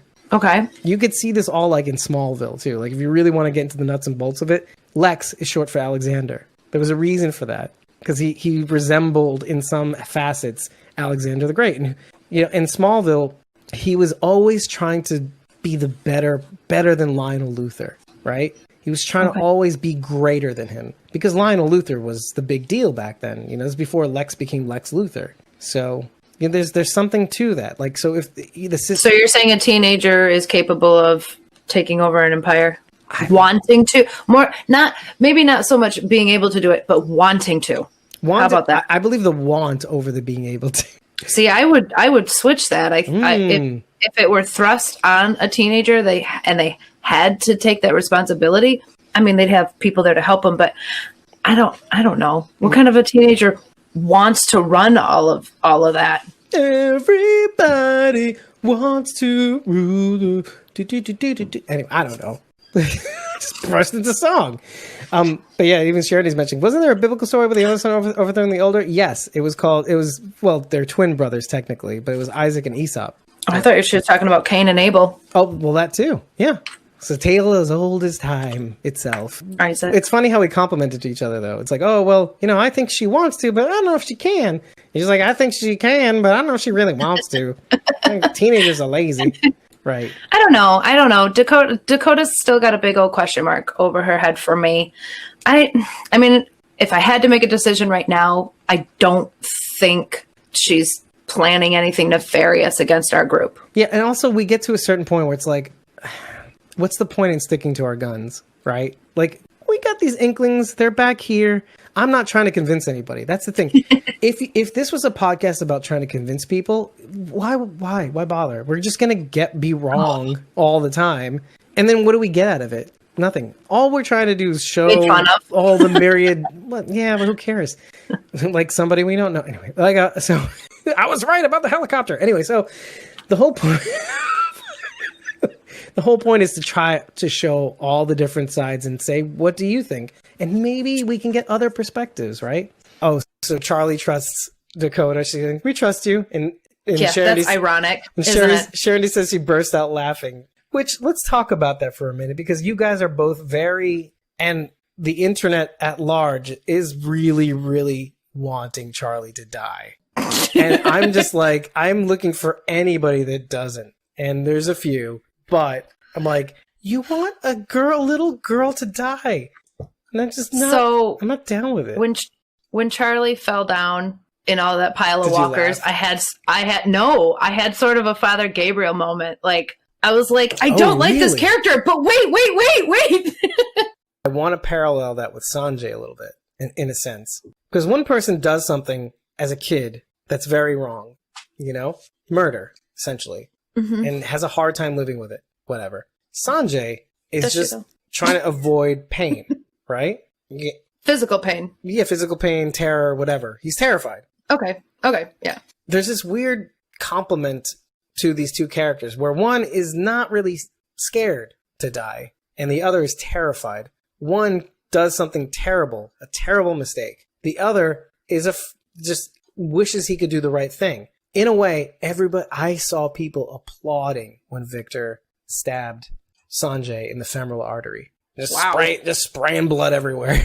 Wow. What did you feel? Because I will admit, there was a part of me that was kind of not happy about that, but also a part of me is like, okay, let's take it to brass tacks. This guy won't even save the team doing the most menial job. Mm-hmm. So there's a part of a little satisfaction to seeing this guy, this completely. And how does somebody you have to wonder, how does somebody like that survive this long? Yeah. Right? He must have come from a campus colony. Right. Like what, how, it's like, this is a line that comes up in Utopia. What did you do to earn your place today? This is like, how did you get this far and not contribute? How did you get this far without learning basic survival or learning to be out in the world or knowing that you have to every once in a while do something? And I'm struggling because there's there's still the default of me being like, every life is precious. Every life means something, right? Like Michonne says, every moment that you draw a breath is a moment that you can be useful or you can be more. And so, but the other part of me is trying to, the devil's advocate part of me is going, but he should have died. He doesn't deserve to live. I'm like, no, devil's advocate, no. I won't listen to you. Well, we don't know a lot about Sanjay. We don't know anything about him, really. I mean, he could have been very useful where he was and just made a mistake that ended him up there. Let's say he was a doctor. Yeah. Oh, but that's another factor, right? What is the thing that he did and made him? Yeah. That would have been cool. A cool factoid that may have swung the door open in either which way, right? I still don't have enough to go on. Right. There could be a very, very valid reason that Sanjay cannot physically kill these things. I mean, maybe he hasn't had to yet. Maybe he was with a group of people who did it. Maybe he had other uses, Right. Right. I don't know. I don't think Sanjay deserved to die because he was terrified. Honestly, I think Strand could have handled that a few different ways. But the fan response was like, good. I'm glad Sanjay died. Like, it was a lot of people. It was a lot of people. Well, everyone who said that they were glad would probably be Sanjay in the apocalypse. And this is exactly what I want to talk about. I'm glad. See, I got you to where you would say it. And I love that, because then what I can say is, let's go back to the beginning of the episode. One of the major things, and also this happens again, like when the Rangers bite it. Also, you see them get taken down. You see stringy bits getting pulled from their necks. But that's the thing. Like, from the beginning of the episode, this horror element teaches you, hey, hello, hi, don't get complacent. Walkers are deadly, right? Every now and again, the show has to remind you, these things are fucking terrifying, okay? And you are Sanjay. Sanjay is you. If you... And so that's what I want people to kind of walk away with when they see Sanjay. No.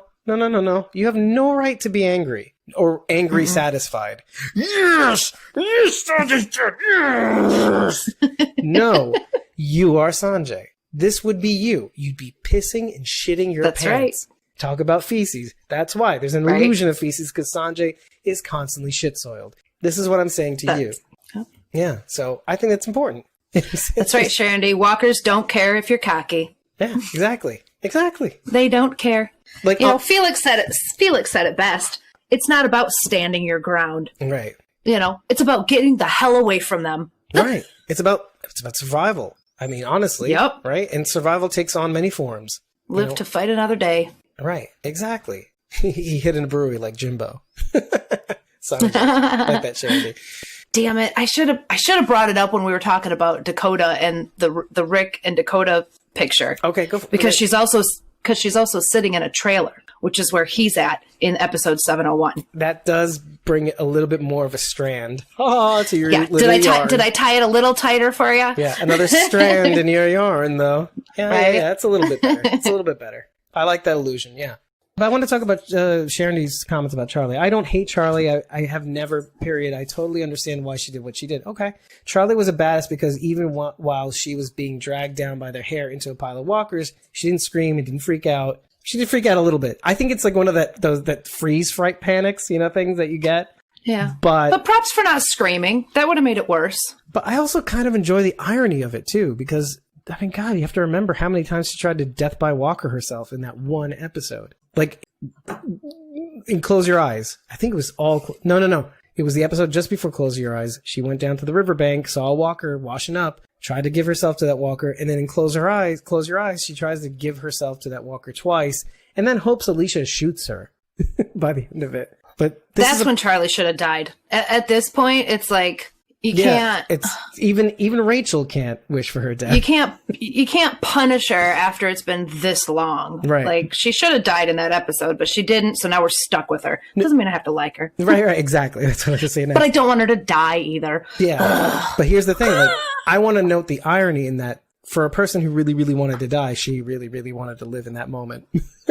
So, like, she, it's good to see her fight to live. And be a part of some unknown or who knows yet resistance of some kind. Because she is, the reason why she ends up being there is because she tries to run away like she did, even from the caravan in season 5. Why didn't they just load everybody in the RV and drive away? Because they would murder their friends. She would kill Daniel first. Yeah. If I put his head on a pike somewhere. God. And that's exactly the point. That's like why they showed them Daniel. It's like, I don't care. I don't care that he doesn't remember. They remember. So if I kill him, it's still going to affect them. And he'll be screaming, why? I don't even know them. Because they know you. Slit the throat.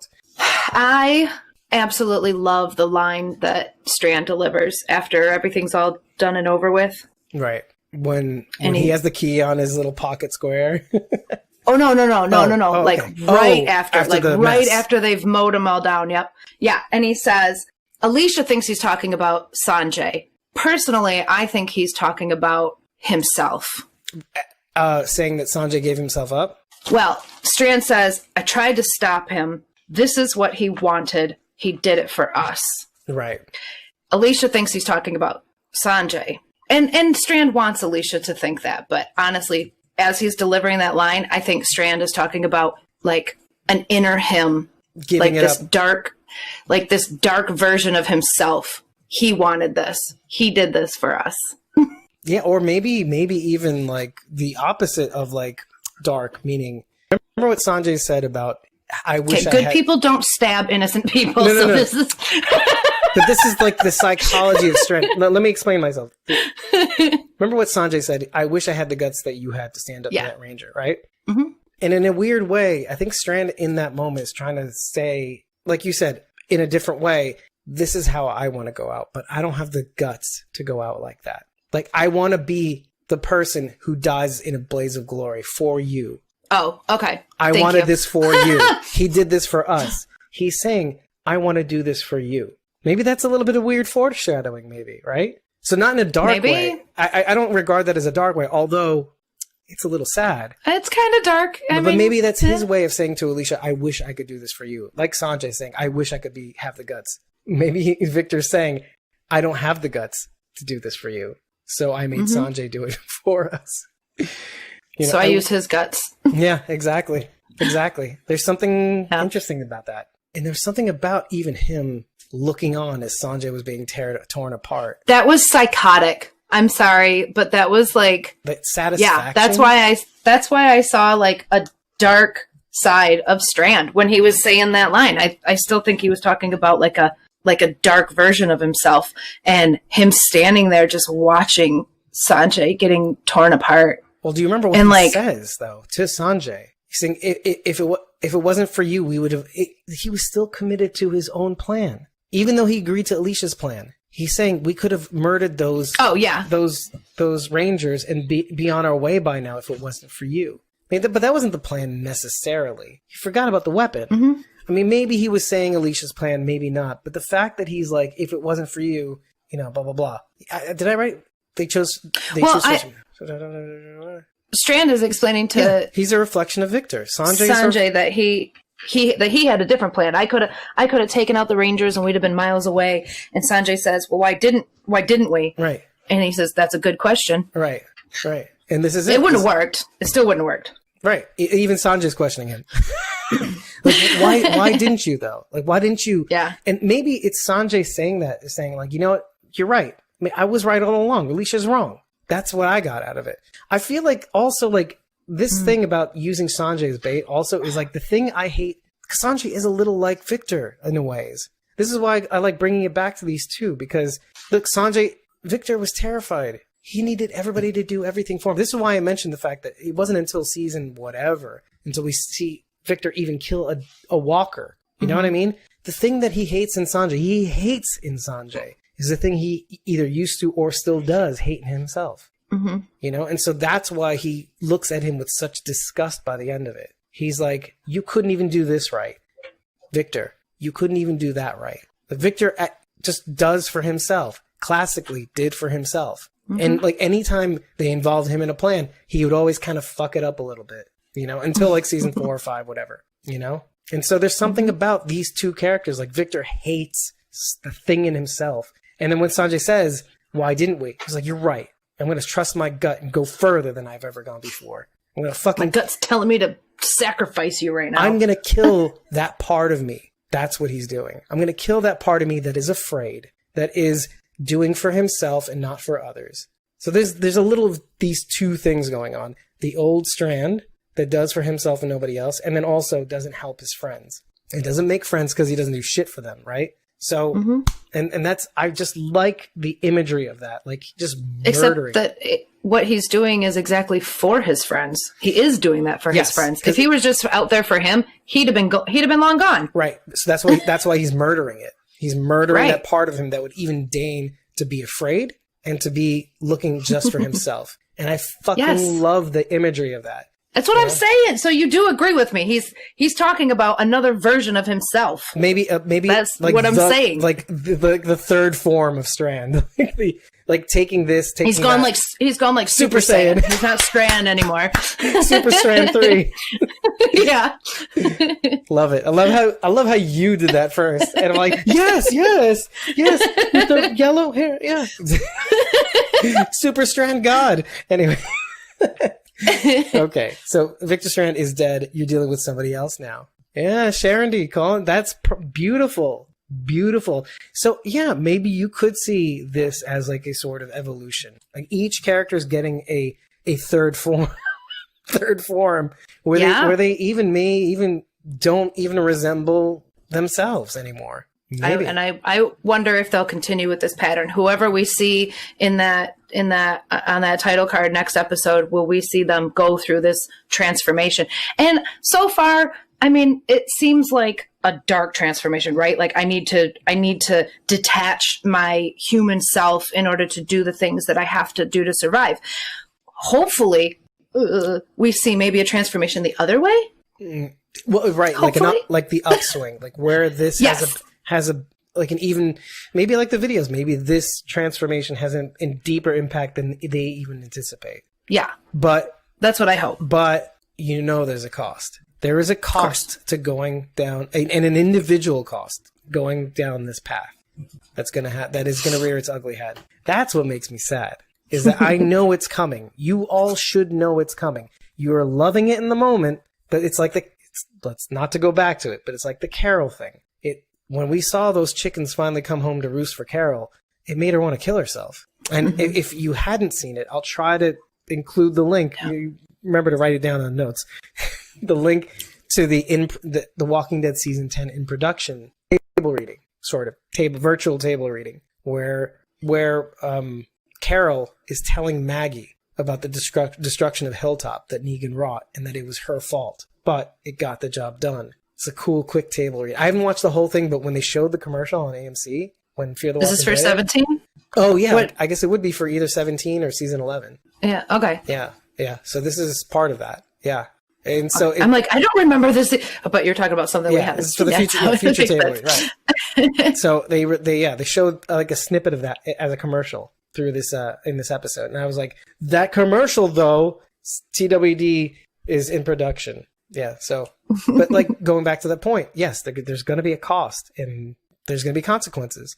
Just to cap everything off, like there is something to giving, like Virginia knowing Victor so well that to give him a leadership role, to give him a key, to become a ranger, there's something about her knowing that when you give somebody like Victor something of like not limitless power, but like unfettered power, treating him like the goose that laid the golden egg, and like, Victor, that if you can't beat him, you are going to join him. You may cause a little trouble along the way, but nothing that we can't handle. Because I know that you love your creature comforts, Victor. It's like she knows like the Abigail and all that shit. Yeah. It's like somehow. What I'm worried about.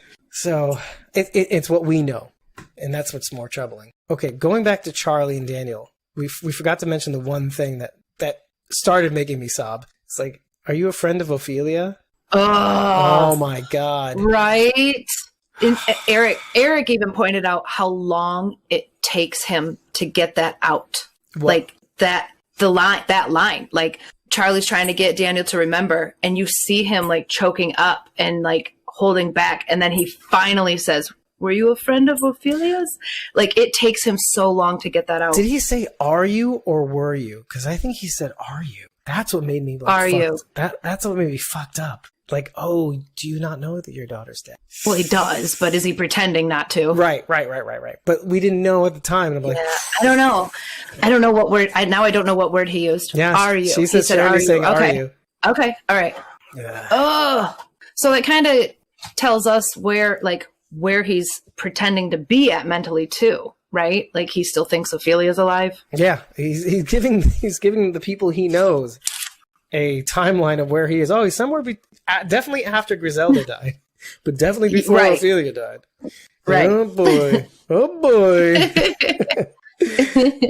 Yeah, and then Strand's last line. I'll give you the highlights. I knew what needed to be done because I couldn't. It's like I told you. You make me remember who I am, and I have to forget that person. And again, I think this is to enact the plan, but I think he needs to be Super Saiyan Strand. 3. Super Saiyan Strand. And talk about like the first impact of that power is that Marcus treats him like an equal. Could you remember the beginning of the episode? Marcus says, "You think you're better than me," and then eventually, he ends up being one of the Rangers, and it's weird. Mm-hmm. It's just a weird thing for Marcus, I'm sure, but he ends up treating him like an equal, and that's already like the first thing is like, yeah, I'm one of you now. Who was it that said to Strand, "Welcome to the club"? Oh, that was Hill, the other Ranger that was. No, Hill was dead. No. That guy was radioing Hill at the time. Hill, hey, I've got Dakota. Yeah. Oh, I thought he was saying I thought he was identifying himself. Oh, no. He was saying, Hill, I got them. No. Okay. Hill is. They all look exactly the same. That's another thing I wanted to bring up because like Jeb and Marcus look exactly the same. Hill and exactly. Hill and there's another guy up top. I forget his fucking name. I just wrote a wreck and a rank. Anyway, whatever. You get the idea. Like they all. It's this weird thing where they do kind of look alike, and they do. They're all dressed the same. They all have the same kind of goat. If they don't have the goatee. Facial hair. They all kind of look like Hill, like kind of skinny, and they all kind of look like highwaymen. What? Yeah, well, yeah. I wish that was the case though too. Right. Although I'm glad it's not because highwaymen were good. Yeah, and these guys are bad. Yeah. This is me like wishful thinking that at the end of the day, once Virginia's defeated, they form the highwaymen and go out east. Ooh, maybe. Right? I mean, we are still X amount of years before Walking Dead, right? We're not caught up with them. Exactly. We're not 100% caught up with them. So, It could be. Oh, what if we see our friends again? Yeah, what if we see Angus Sampson again? The most useless of highwaymen, right? Like they would be them, right? Strand ends up giving the St. Christopher medallion to to Alicia. Alicia. Which again, like it's this is why I think the main reason why he wants her to go far away is to get it from the other end, to pick up the burden, I know what I need to do. Now it's on you to figure out what you can do from your end. This is why I'm not convinced that he's not off the reservation, as it were, Oh, well, I get worried. The longer he's there and the more things Ginny lets him do and gives him, he's going to start liking the life. Right. And she knows him. She knows exactly what buttons need to be pushed. She's going to use Dakota against him. Just give him a good bottle of wine and he's hooked. Whether she knows it or not. But again, we have to also remember that, Strand burned down the Abigail at the end of the day. Probably because it was soiled. But at the same time. Sharondy says they might give him his own personal wine cellar. Yeah. Creature comforts. Yeah, I mean, this goes to, like, Ginny knowing who she's dealing with, too. A man of finer things. We'll see if she knows who she's dealing with, too. Exactly. I mean, how she treats Strand is going to let us know kind of what she's up to. Right. and I also feel like in some weird way, and again, I still 100% think we are going to see the other side of Virginia, but I feel like there's a Martha quality to her. And why do I say that? The Martha quality is obviously the one obvious thing is if you're useless, you're not strong, and so I cut you, right? But there's the other side of that, which is one of the biggest takeaways that I finally took away from the last episode was Martha could never look past the surface. Virginia, I think with Strand, may fall to this trap also. I will not be able to see the value you have beyond the surface. I mean, she looks at people as a utility. And if the utility is broken, it is put to rest. They don't even use the shit. They burn it. Right? We had so much trouble thinking, why don't they use it for something? All shit can be used for fuel. This I know. I know this for a fact. Shit can be used for fuel. But why don't they? Well, they don't think that way. Yeah. They don't look past the surface. It's shit. Don't burn the shit next to the cantina. It's shit. So, you know what I mean? Yeah. So it's So, and this is kind of emblematic of like who we're dealing with, or the kind of community that we're dealing with. We're dealing with people who don't look past the surface to see that people have utility, whether you know it or not. Okay, so we leave off. Hill says to Strand, "Welcome to the club," as he passes him by. He says to Daniel, I envy you for forgetting, in not in as much words. And Daniel's off whistling end of the line as he leaves. I liked that little scene between Daniel and Strand.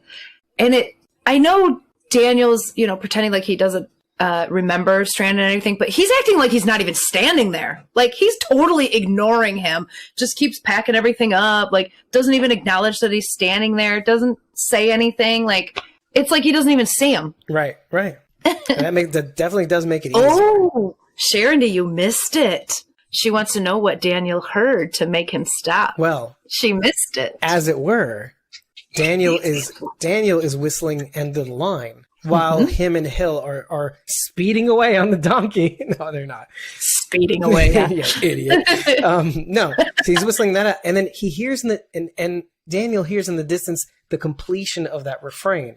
And then very quickly, because he realizes, oh, this is probably somebody I know. Whoa, oh, I forgot my scissors. He says it like loudly so that like the guy doesn't think about what he just heard off in the distance.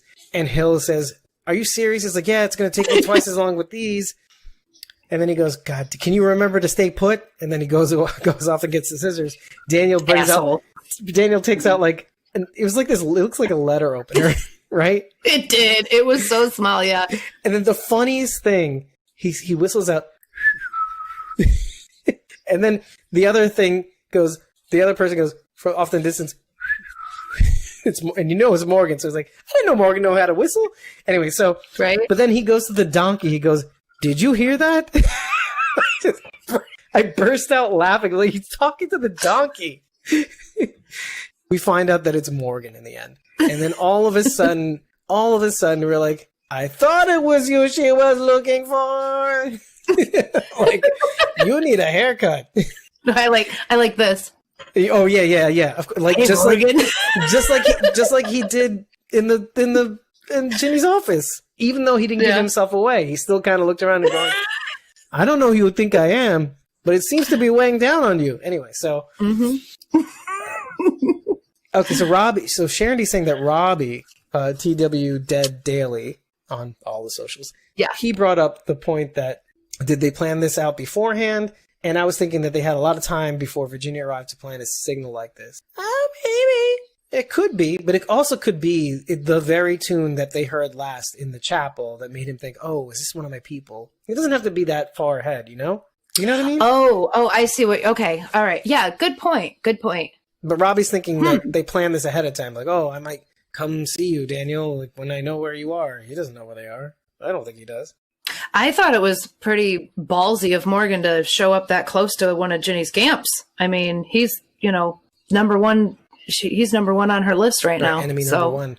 Well, I mean, also... Thank you. That's what I was trying to think of. Public enemy number one. Yeah, if you see Morgan Jones. Yeah, exactly. And then here he is, like right at the front door. Which makes me also kind of wonder, right? Like, it's... Maybe we're missing a journey, too. Like, they'll show, like, a missing piece of that journey to Lawton and how he got here, too. Oh, sure. Okay. Yeah. You know? Just like we may see Emil again at a sequence or something. I don't know. Yeah. We don't know. And who knows how long Morgan had been waiting out there, too. Yeah. More to the point, right? A cool little moment. Morgan almost did his Morgan laugh when Daniel said, remember that? But he went like, like that he did with Alicia, like back in the first episode of season 5. Never forget. Always remember. But yeah, he did kind of like a, because you never see that man laugh. This is his thing. And when he does, and that he got that, it's hilarious. The other one, that other boy, like couldn't help himself, and he just held it, tried to hold back, but it went out in spite of him. I don't know, Alicia. It makes me laugh just thinking about it. But he almost did that. I'm just trying not to snort. Yeah, and Sharondy's trying to do it too. Anyway. I'm sorry, Lenny James. I know it was A, your birthday last week, and now it's B, you're directing this week, by the way. Oh, yeah. He direct, is he directing episode 3? No, he directed episode 2. I thought he directed this one. Yeah. Yeah, okay, that's what I thought. Oh, and Coleman's directing episode in the 3rd episode. Yep. I did not know that. I just wanted to bring up the one thing. I mentioned that Hill and Daniel were on their way to Paradise Ridge.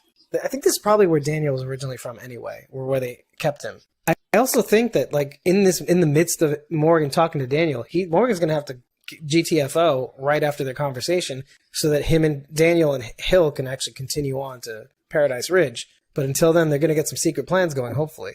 Yeah. Sharon wants to know, why would Strand keep Janice on laundry duty? So he can sacrifice her later. I was thinking the exact same thing. Seriously? Yeah. No. I'm only half kidding. I wasn't thinking that. I was just like, oh, gut like reaction to that. It's like, oh yeah, cannon fodder, right? Mm-hmm. Mm-hmm. This is what makes Strand dangerous, though. Just like Carol. It's what makes Carol dangerous too. Like, okay, do the means justify the ends? I don't know that Carol's that bad. I'm not sure. You know what I mean? Like, would she? Carol's amazing. Would she cannon fodder somebody to get to her goal? I mean, not intentionally, right? I think it depends on who. But yes, I think she would. It does depend on who. But I don't think intentionally. See, I'm even giving her credit. Not intentionally, I don't think. This new Carol. Old Carol, fuck that shit. I think if it came down to, I mean, it depends on the reason she's doing it, right? I mean, if she's got to save her people, I think she'd take out whoever she needed to, who was within arm's length. Hold up. Let's think of... See, Sharon said something that really triggered my brain. Why would Strand keep Janice on laundry duty? Any ideas about that? Like, does he mean dirty laundry? Haha.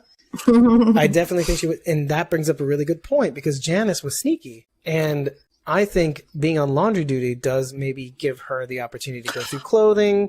It gives her the opportunity to maybe get to hear in the ducts or whatever. She could be doing the exact thing he would want her to do for him. We also don't know what it was that she did. Right. To get in trouble. Remember, she says, what did I do, or what did I get caught doing? Right. And I wrote this in my notes too. Like, okay. I did, yeah. So she did something. That, I mean, or many somethings. She do? And of the things that she did, she was only caught for once. This did one she get thing. Caught? Yeah. What makes you think it's multiple things? Well, she said the things I did or the things I got caught for. Like, so I'm assuming there's way more things. Oh, I didn't hear a plural on there, I guess. Yeah, so. she said something. What did I do, or what did they catch me doing? Right. I assumed there was more than. See, this is what makes me think that she's got ideas. You know, she's got plans. I mean, you have to remember the reason why we found her in season 5 the way she was, because first of all, Tom. I don't know if Tom was about to get on the chopping block. Janice escapes. You know the Tom I'm talking about. Tom from season 5. Mm-hmm. We meet up with him, finds out he's trying to look for his sister. His sister jumped ship. Didn't even know her name because she didn't want Virginia to find her. And, you know, because she escaped Paradise Ridge. Again, this is the same place that Daniel's going to right now. Mm-hmm. And so she's not down with the system.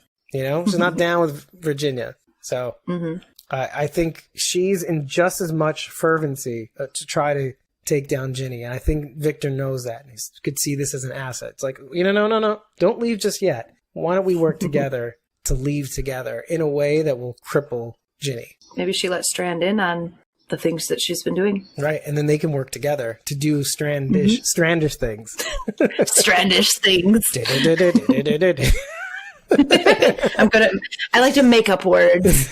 Words. Good bone to pick. So Sharon says, the question is, if Ginny is in charge of sending people to the warehouse, or, you know, the tumbleweed sugar processing plant, why did she send all 4 of them after separating? Well, you know why. Because she got in trouble. This is a place where people go that still have use because they don't want to put them directly into a grave. Again, this is punishment. You know, they try to kill these walkers and whatever's inside, and maybe they can be her army. She could maybe, like, you know, send them to the army and become soldiers for her. That's why she does that.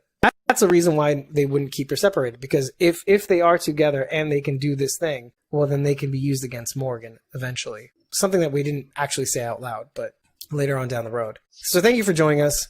And if you like what you heard, rate this podcast at ratethispodcast.com/squawkingdead. 5 stars and I plan to tell us everything we need to know of how much you love us. But if you'd like to tell us more, that'd be great. If you want to support the show, we take some money. Take some of your money.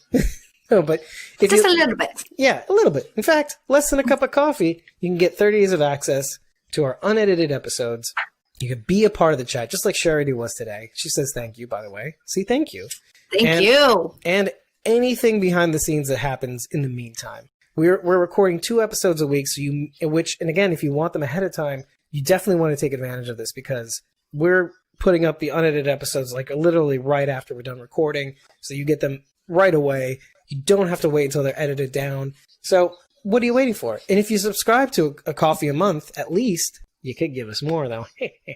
The party keeps on rolling. You don't lose access. And, either way, you're still following us using ko-fi.com/squawkingdead. Set up an account there, follow us, and you'll at least know what's going on. You'll see a little title, even though you might have access to it. And if you want to actually get access to it, just buy us a cup of coffee. Simple as that. Get your input. How have you been liking it? Send us your feedback. And subscribe, like, share this video or this podcast with your friends. Share them with the cool little kids. Share them with your friends. Hey, Daddy-O, and the soda fountain, and anyway, whatever. Enable notifications everywhere because you want to know. In this world of social media, you kind of want to know what's going on with us. We don't post that much. Anyway, thank you for joining us. Have a good night. Take care, everybody. Bye.